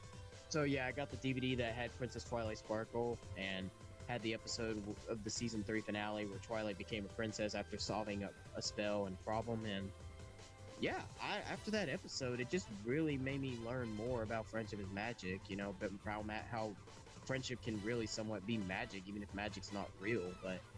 And I just really started to become, I remember telling myself, now I know what friendship's all about, even though I still have a lot to learn, but we all do. And it just really got me so invested that I think pretty much at that point in time, now I was really into Generation 4, and I think that might have been the true rise of me officially becoming a fan and being a brony. Although I would probably say it was Equestriagirls that really did it for me, because I think that's what really got me started. But it could be said that after watching that episode of Princess Twilightsparkle, that might have really turned me into a fan legit. But I would still say Equestriagirls is what really did the job for me. I think if it wasn't for Equestriagirls, if it wasn't for me interested in wanting to see the film, I wouldn't have wanted to see some episodes of Fsbts Magic and then not continue my journey into watching more Equestriagirls stuff. So then when Rainbow Rocks came out, and Friendship Games, and so much more and so forth, and then discovering the specials on YouTube thanks to Apple Geek and stuff like that, I really owe it all to the first Equestriagirls film. I really do. Even though there are some different opinions about it nowadays compared to the other 3 films, but still, the first initial film set the whole thing up. Plus, even if it's not as good as maybe some later films, you have to still admit that if it wasn't for the success of the first Equestriagirls film, we wouldn't have gotten any further than we did today until its cancellation in 2020. It would have never had went this far at all, and we would have never had gotten to see some new characters or to see some redemption arcs of stories like Sunset Shimmer and more. So, even if whether you're a fan of the first Equestriagirls film or not, you have to give it to the first film. The first initial film set the whole stage up to a different story from Generation 4 that became successful in its own right. Even if it didn't become as successful or big as Friendship is Magic, but it had enough of a popularity fan base that now look at what we're doing now that's inspiring guys like us to now make the Equestriagirls in real life series Real World Meets Equestriagirls. But yeah, the first film is what turned me into a fan. That's how I became a fan and how long I've been watching Equestriagirls for. There were some years where I was watching it a lot less, but I usually would always see an Equestriagirls stuff at least once every year. Even still now I do, even if it's not as often as usual, but me even reviewing our own episodes of Real World Meets Equestriagirls is helping with that too. So yeah, I've gotten into a lot of other stuff over the years. Like 2015 came around, I started getting more into professional wrestling thanks to WWE, and then at one point in 2020 I got into One Direction more than even wrestling, WWE and Equestriagirls. So there was a few other things that came around, and there's still things even now that I'm a Final Fantasy VII fan. But Equestriagirls will still always have my heart till the very, very end. It's something that I hope I don't deviate away from anytime soon. Not until maybe like a far, far future or anything like that. Well, that's very good, Jonah. As for me, so my first exposure to the MLP fandom was actually back when I was in middle school. It was around the time when I was watching cartoon reviewers like Rebel Taxi or Pie Guy Rules or Mr. Enter. And at that time, I did find out about some people who reviewed My Little Pony. I wouldn't say I was already nostalgic for it beforehand, but I did vividly remember growing up, seeing some of the commercials on TV, and I generally just didn't have much of an opinion. I just kind of thought, oh, okay. But when I found out there were some grown-ups who liked it, I was a little weirded out, but not enough to to think that it was weird because people have an opinion, if they like that kind of stuff then more power to them. I could say the same thing about Five Nights at Freddy's, because I knew it was popular at the time. I didn't think it was my thing, and that was just kind of it for a while, until later on when I was in high school. And it was and one night when I was scrolling through YouTube, I found this cute little animation by someone named DJ Feds, and it was a small snippet of a recreation of one of the songs from Friendship is Magic, The Magic Inside of You by Count the Scorvatora, or Rah Rah. And I just thought the song was really nice. So it encouraged me enough to actually listen and watch the whole scene. And that's when I got a little more intrigued to it. And if you guys, and like I mentioned, I watched Mr. Enter growing up, and during his early days of YouTube, he actually did reviews of Friendship is Magic. So I decided to, before I watched the show, I actually saw the 2017 movie on Hulu, but I only did because like I was waiting for my parents to wake up until we go to church. And I saw the movie, and it was around the time when the show was ending. So I figured, yeah, I'll give it a chance. I got nothing to lose from it. And I ended up having a good time. And I was at the very least, I was expecting at least an okay time. And I did have an okay time with it. More than an okay time. Now, the movie's not perfect, don't get me wrong. In fact, I see a lot more issues with it now as a fan than I did before. But, like, it's a nice little appetizer to what the franchise gives, in my opinion. And after that, it got me enough to actually watch the show, while also looking at reviews by people like Mr. Enter. Along with other ones like Josh Scorcher, Dr. Wolf, Lightning Bliss, all those people. And I would watch like an episode almost like every day, or at least 2 episodes a day. And I was really intrigued by how welcoming it was. There was like a nice feel-good factor to it. And it was very helpful for me because there was a lot of like personal stuff in my life at the time. Not to mention COVID, so there was a lockdown. And I just felt really depressed. I felt really sad. But the show always kept me happy somehow. Like, anytime I watched it, I always felt like things weren't as bad as they thought they were.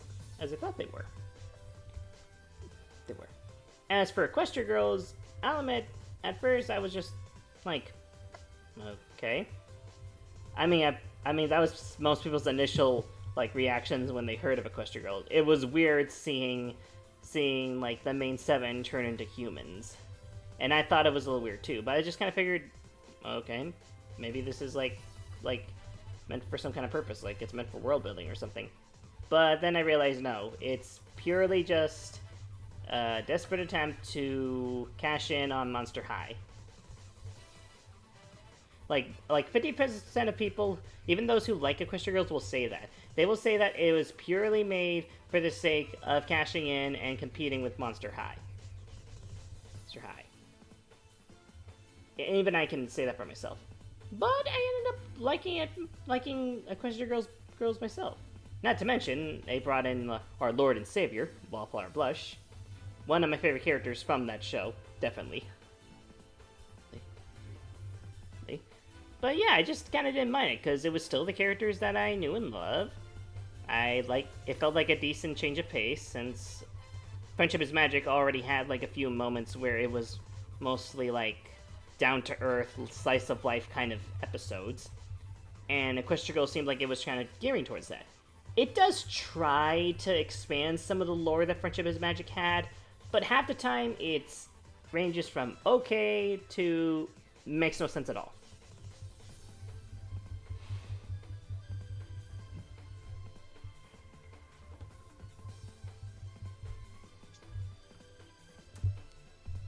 Story? Well, I mean, I was looking for a deeper dive. You're fine,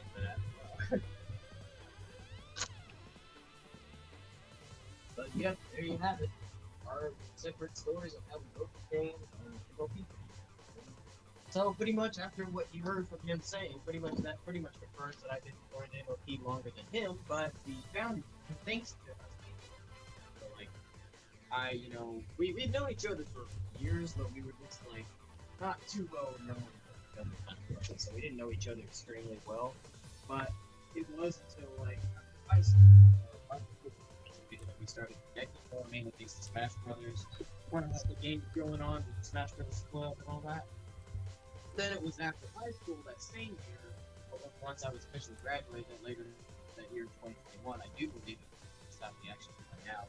That was connected through social media and started talking more about mylittlepony, and then I even, hung out with him one time and had a good time with him, and then did a lot more, and, then we discussed about it, MLP, and then we played games, and I discovered what him still being in high school at that time, that he was going into one of our former teacher, Mr. Russell's class, at one of the website stuff.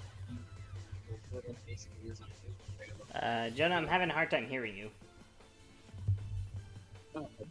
But yeah, he was making like animations of like, you know, him being chased by Pinkie Pie in high school and stuff, which I thought that was really cool, and then a Twilight visiting him at his house, and even found a way to make it look like the Twilight was actually hugging him. That really impressed me.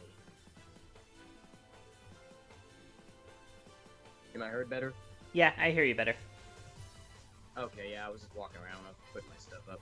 But yeah, so that, as well as then when we started doing the Equestriagirls in real life photos, that pretty much then, it was us having our interest in MLP connection that really got us more closer together, and then we soon became best friends, and then sooner after that, then, you know, once we started discussing about that, and then he started helping me, because he was the original person that was doing the Equestriagirls in real life photos before I figured out how to do it with PixArt. That then, pretty much after the first and second picture, that was pretty much where then it just immediately gave me a vision of just like, what if this was to be made into a video series? That, as well as other inspirations like Joey O's Pony Meets World series, and another person named Matthew Kraft, who was originally supposed to make his own Equestriagirls in real life series, but college got in the way too at the time. That there was plenty of inspirations that really were all coming together for me. And plus, I had this vision for a long, long time, going way back to when I was still in high school. I've always thought about what it would be like. I mean, I remember discussing some friends about it at the time. Like, there was one time when I thought I was gonna have to make a video of some sort for class, and I originally wanted to do something like an MLP short video just for class, but it ended up never commissioning. But yeah, I had this for a long, long time, and then also all those ideas together made me come to sense to ask Color if we could possibly turn it into a video series, even though we knew this was going to be a life-changing situation, because I knew it was going to be a series that's going to be hard to deviate away from for a long, long time. So I wouldn't have been surprised if he was going to say no, but to my surprise, Color said yes, and that's when we started getting into works about the series, and we did like Equestriagirls real life photos outside of that, and we worked on the trailer and first episode, and look at where we are now. Yep. A channel with over 3,000 subs. Exactly. So, yep. Equestriagirls, MLP in general, is what helped got us together. There are some other things that now we're both into as well that we're exploring a bit more. Like, I'm sure we'll probably both find interested in certain video games, maybe when we do get more game streams in the future. Like him wanting me to play Kingdom Hearts 3, for example, and with me getting into Final Fantasy 7, which who knows, maybe I can get Color into it as well, since technically he was actually checking out the cutscenes on the Blacktail Productions YouTube channel, like he was reviewing movie scenes, like just like Final Fantasy 7 Remake, the movie, where it was just like just the whole movie. Like, it wasn't really a movie, but it was just the whole entire scenes of cutscenes from the video game that makes it feel like a movie. But yeah, and then pretty much I think he'll probably do Rebirth too. And then yeah, I'm still getting into it even now. I mean, we were just discussing about making a Final Fantasy 7 inspired invitation card, and then yeah, because if you guys follow me on Instagram, I have an SD shop where I make a few like birthday invitation cards on Canva. That people can like download and edit. Yeah, and you should definitely check them out. He does got some pretty cool invitations that are custom made. So if you guys are ever interested in wanting to buy any, just hit up the link and all that stuff, because this would be a good way to make some more money and to also draw interest in maybe some things that maybe people might like in the future for their next birthdays and stuff. Mm-hmm. So yeah, the next one he'll work on is Final Fantasy 7 inspired one, and then possibly Kingdom Hearts, since I just already assumed that if he was wanting to do Final Fantasy 7, then I'm like, surely he's gonna want to do a Kingdom Hearts one. Yeah, that never came to mind. I thought about doing Kingdom Hearts 1 before, but I just didn't like have a good idea for like how it should look. I'm sure you come up with something. Mm-hmm. But yeah. So yeah, and like I said, so back to the subject of Final Fantasy 7, so I already checked out like videos of like there's a person that uploaded like reaction matchups of just like people just watching all the cutscenes from the video games, like just checking out the cutscenes in general, like more like it does have Maximilian Dude, it has a few others I'm not aware of, but I just want to see what their reactions were. I finished like them checking out Final Fantasy 7 Remake, and now I'm about to check out the next one with Rebirth, so I'll be reliving Rebirth again.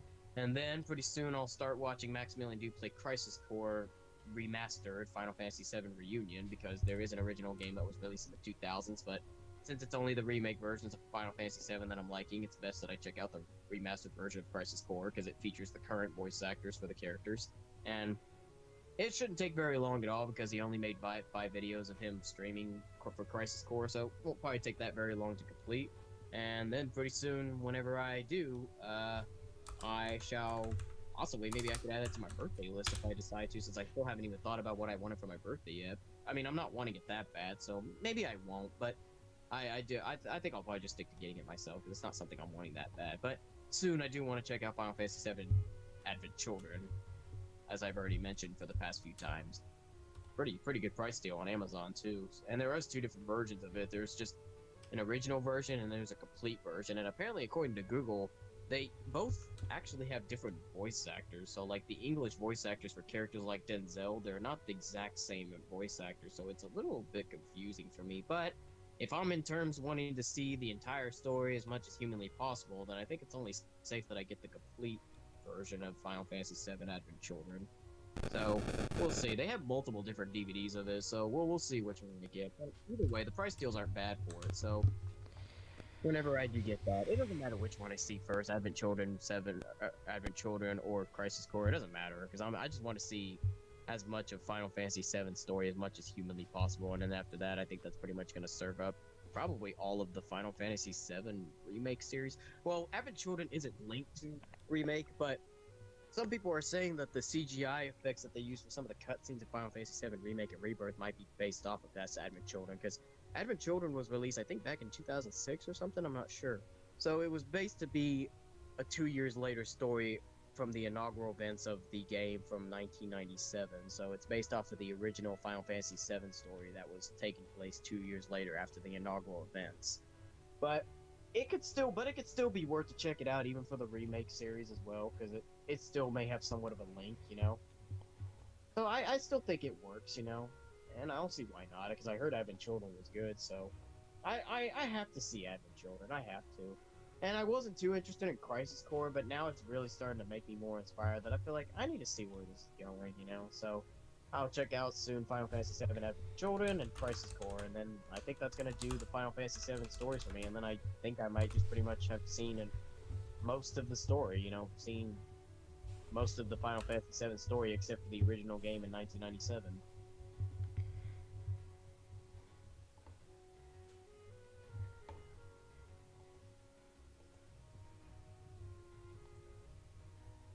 So yeah, there's a lot to be desired. And yeah, speaking of birthday, as we mentioned, our birthdays will be next month. We do maybe have some streams in mind that we'll probably do in between our birthdays, like right after Alex's birthday and then before mine, and then we'll maybe do some streams, maybe just as birthday specials, because, you know, it would be kind of cool we celebrate our birthdays together since they're both in the months of August, so we'll see. And I still haven't put away what I want for my birthday this year. There's not really a lot that I could think of that I want to ask for, so I'm really going to have to think long and hard on this, because it's kind of a tough one, to be fair. It's really tough to try to figure out what exactly do I want. Pretty much, I usually always think of video game stuff, but there might be something more, so I have no idea. This is going to be quite a tough one. I'm kind of thinking outside of Cameo or those kind of, like, online, like, video messaging kind of things, because they do have some of the Final Fantasy VII remake casts on Cameo, but they do cost quite a bit of money, so yeah, which is no surprise at all. They don't have a whole lot of them, but there are a few on there, and yeah, I wouldn't know what to ask for, so I'm trying really hard to think on the situation here. It's gonna be a really tough one to take a deep dive into, to really explore to see. I mean, I don't know if I'll share my birthday wish list with you guys, but I guess we could. I mean, I don't see what's the harm in that. So, yeah, we could do it, possibly, if you guys want to find out what we want for our birthdays, if Color is interested in maybe sharing his birthday wish list too. I mean, I know some people who share their Amazon wish lists online. Yeah, true. Happy birthday, Grimace. What is on your Amazon wish list? Yeah, I'll definitely hit back from whenever I come up with ideas for birthday wish lists. It's gonna be really hard. This probably might be the toughest birthday wish list I'm probably ever gonna have, honestly. Because, I mean, I'm not saying I'm not interested anymore, but, you know, I mean, I technically don't really need a birthday wish list. I would rather really just have a party and just hope that I can have friends over and stuff. That's what I really would want more than anything, but, you know, we'll see.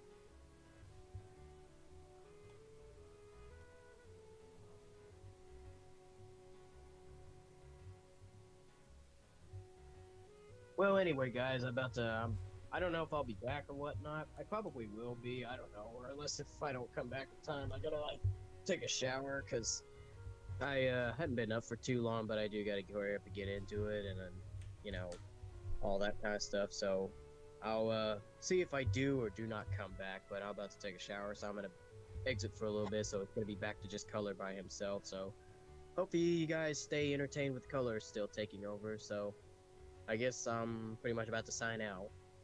Alrighty, see ya, buddy. All right, see you a bit. Alright. I'm about to be done with the scene anyway, so. Alrighty, see you, chat. I don't know if I'll be back, but y'all take care.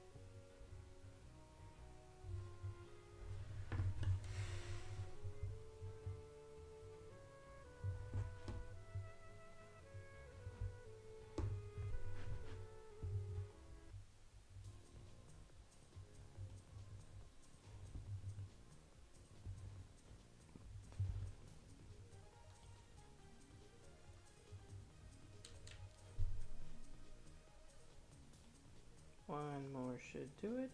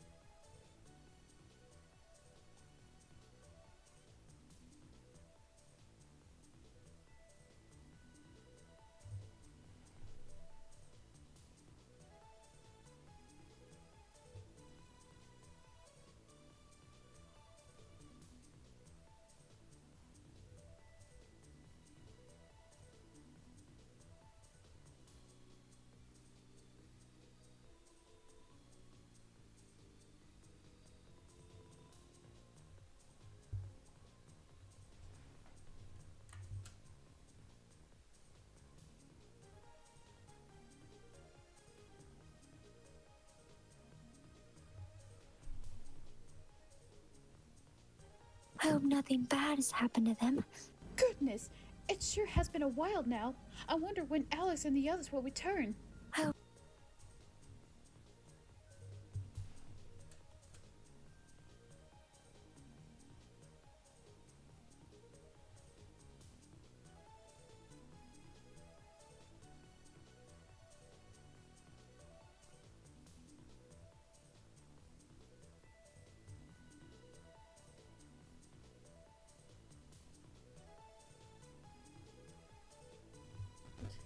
Oh my god, I forgot to check the chat.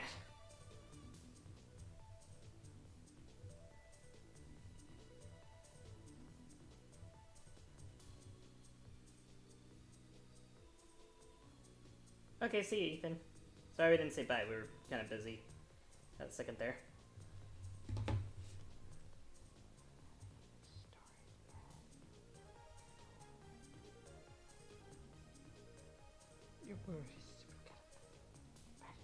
Your word is supercalifragilisticexpialidocious.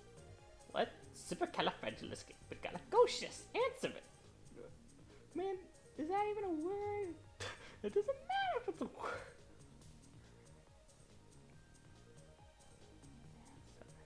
Man, I don't even know where to start, mate.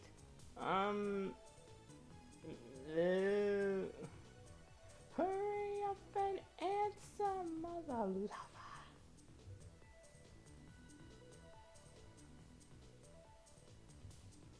Can you say it again, mate? Well, dang me, I guess I feel I'm gonna take the L.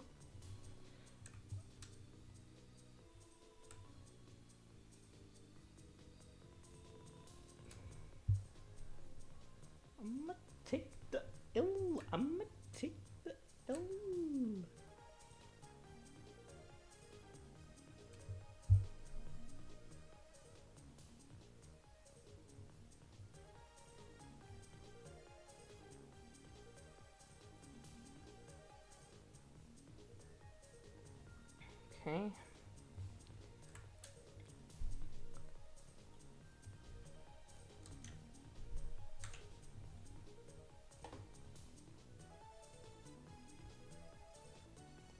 Then gotta do rare.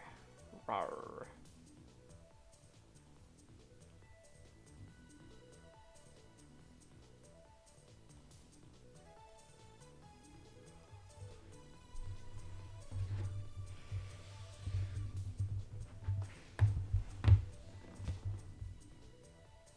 Circles. Big bust in the premises. Big bust.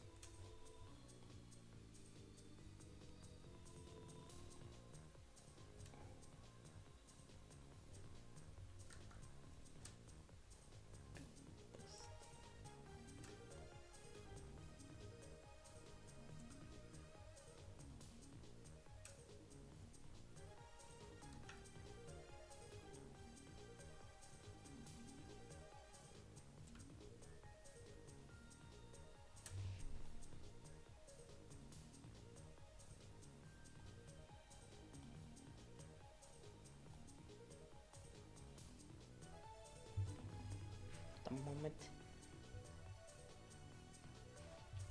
I'm really glad that I'm learning a lot of new stuff on After Effects. And thank God it's working now, unlike yesterday.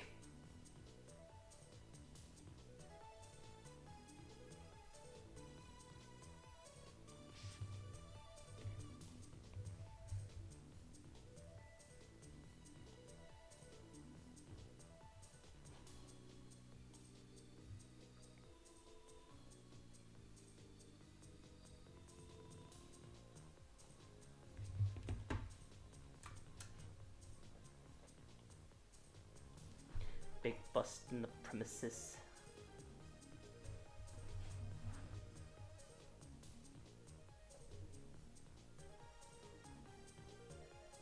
Anna nails the voice of Fluttershy before I applaud her. I'm sure she'll appreciate that, Prince. Thanks.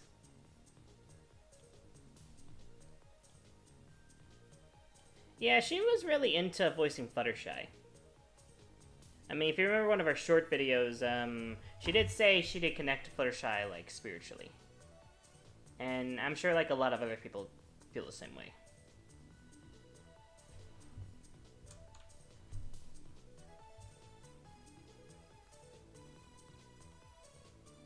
No, the Fluttershy one was, like...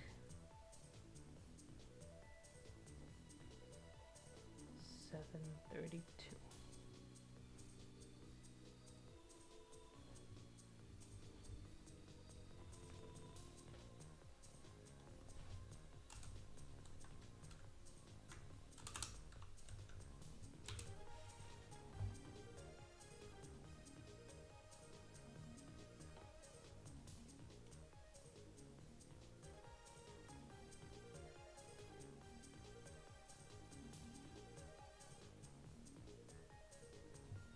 Wait, what?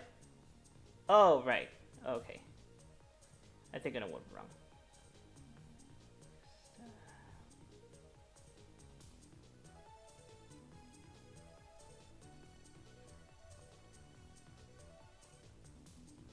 I'ma smack the Arthur Reed. First name Reed. And weirdo who looks like he likes to read.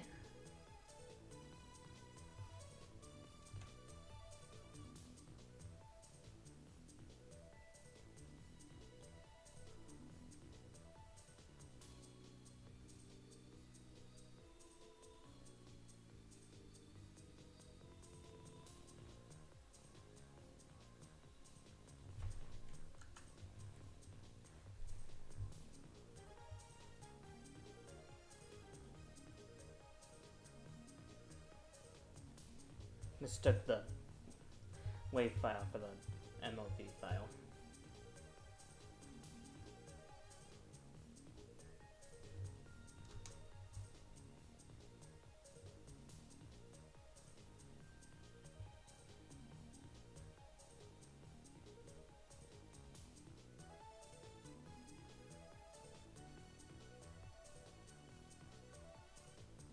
Oh, wait, no, that's how it's supposed to be. I don't know why I thought something was wrong. Don't know why I thought.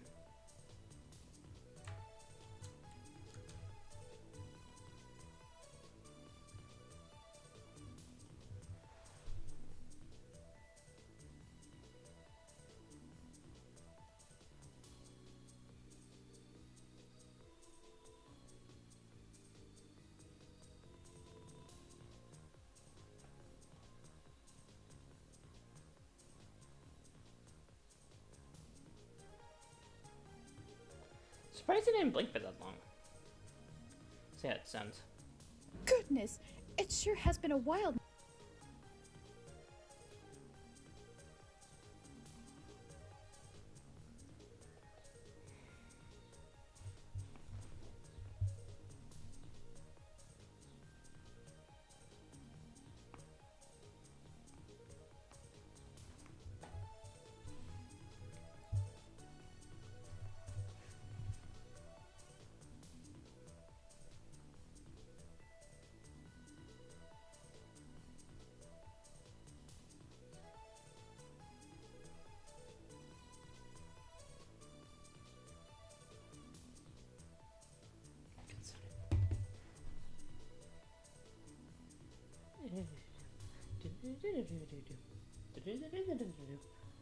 I really hope the video game music doesn't get copyrighted.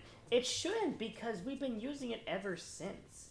Like, prior to the Harry Potter one. Look, I looked up copyright-free Harry Potter-like music, and that video where I got the audio from showed up. Goodness, it sure has been a while. Oh no. Wonder when Alex and the others will return. I hope nothing bad has happened to them. Okay, good. 7:32.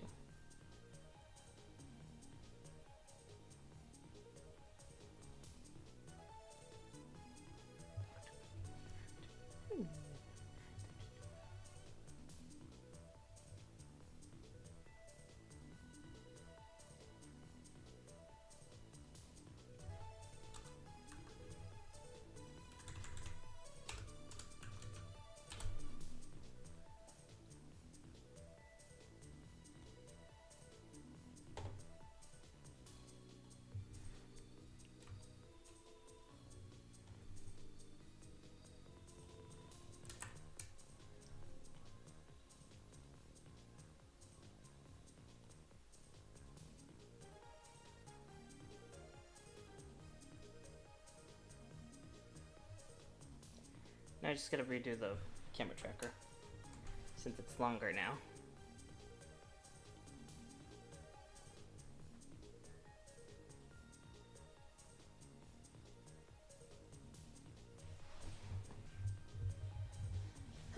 Okay, after I'm done with this scene, then I'm gonna call it.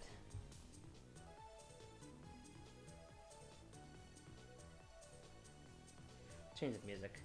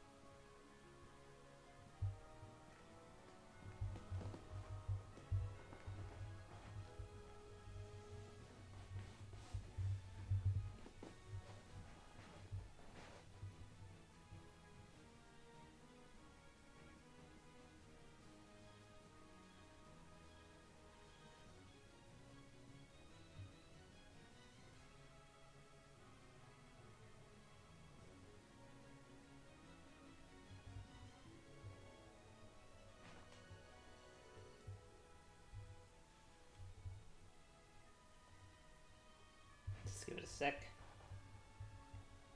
Still analyzing.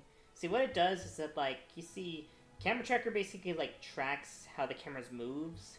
So, even when it's, like, kind of shaky, kind of a shaky cam, kind of, I can track the movement and then have, like, the animation, like, follow the movement.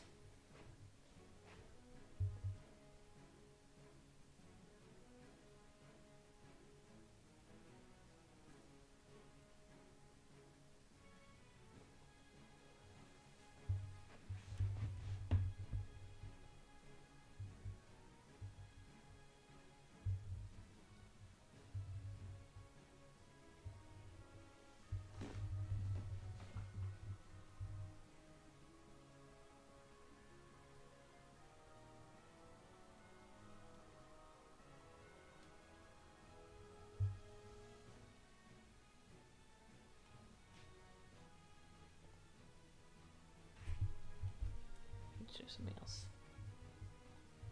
Just like reattach it entirely.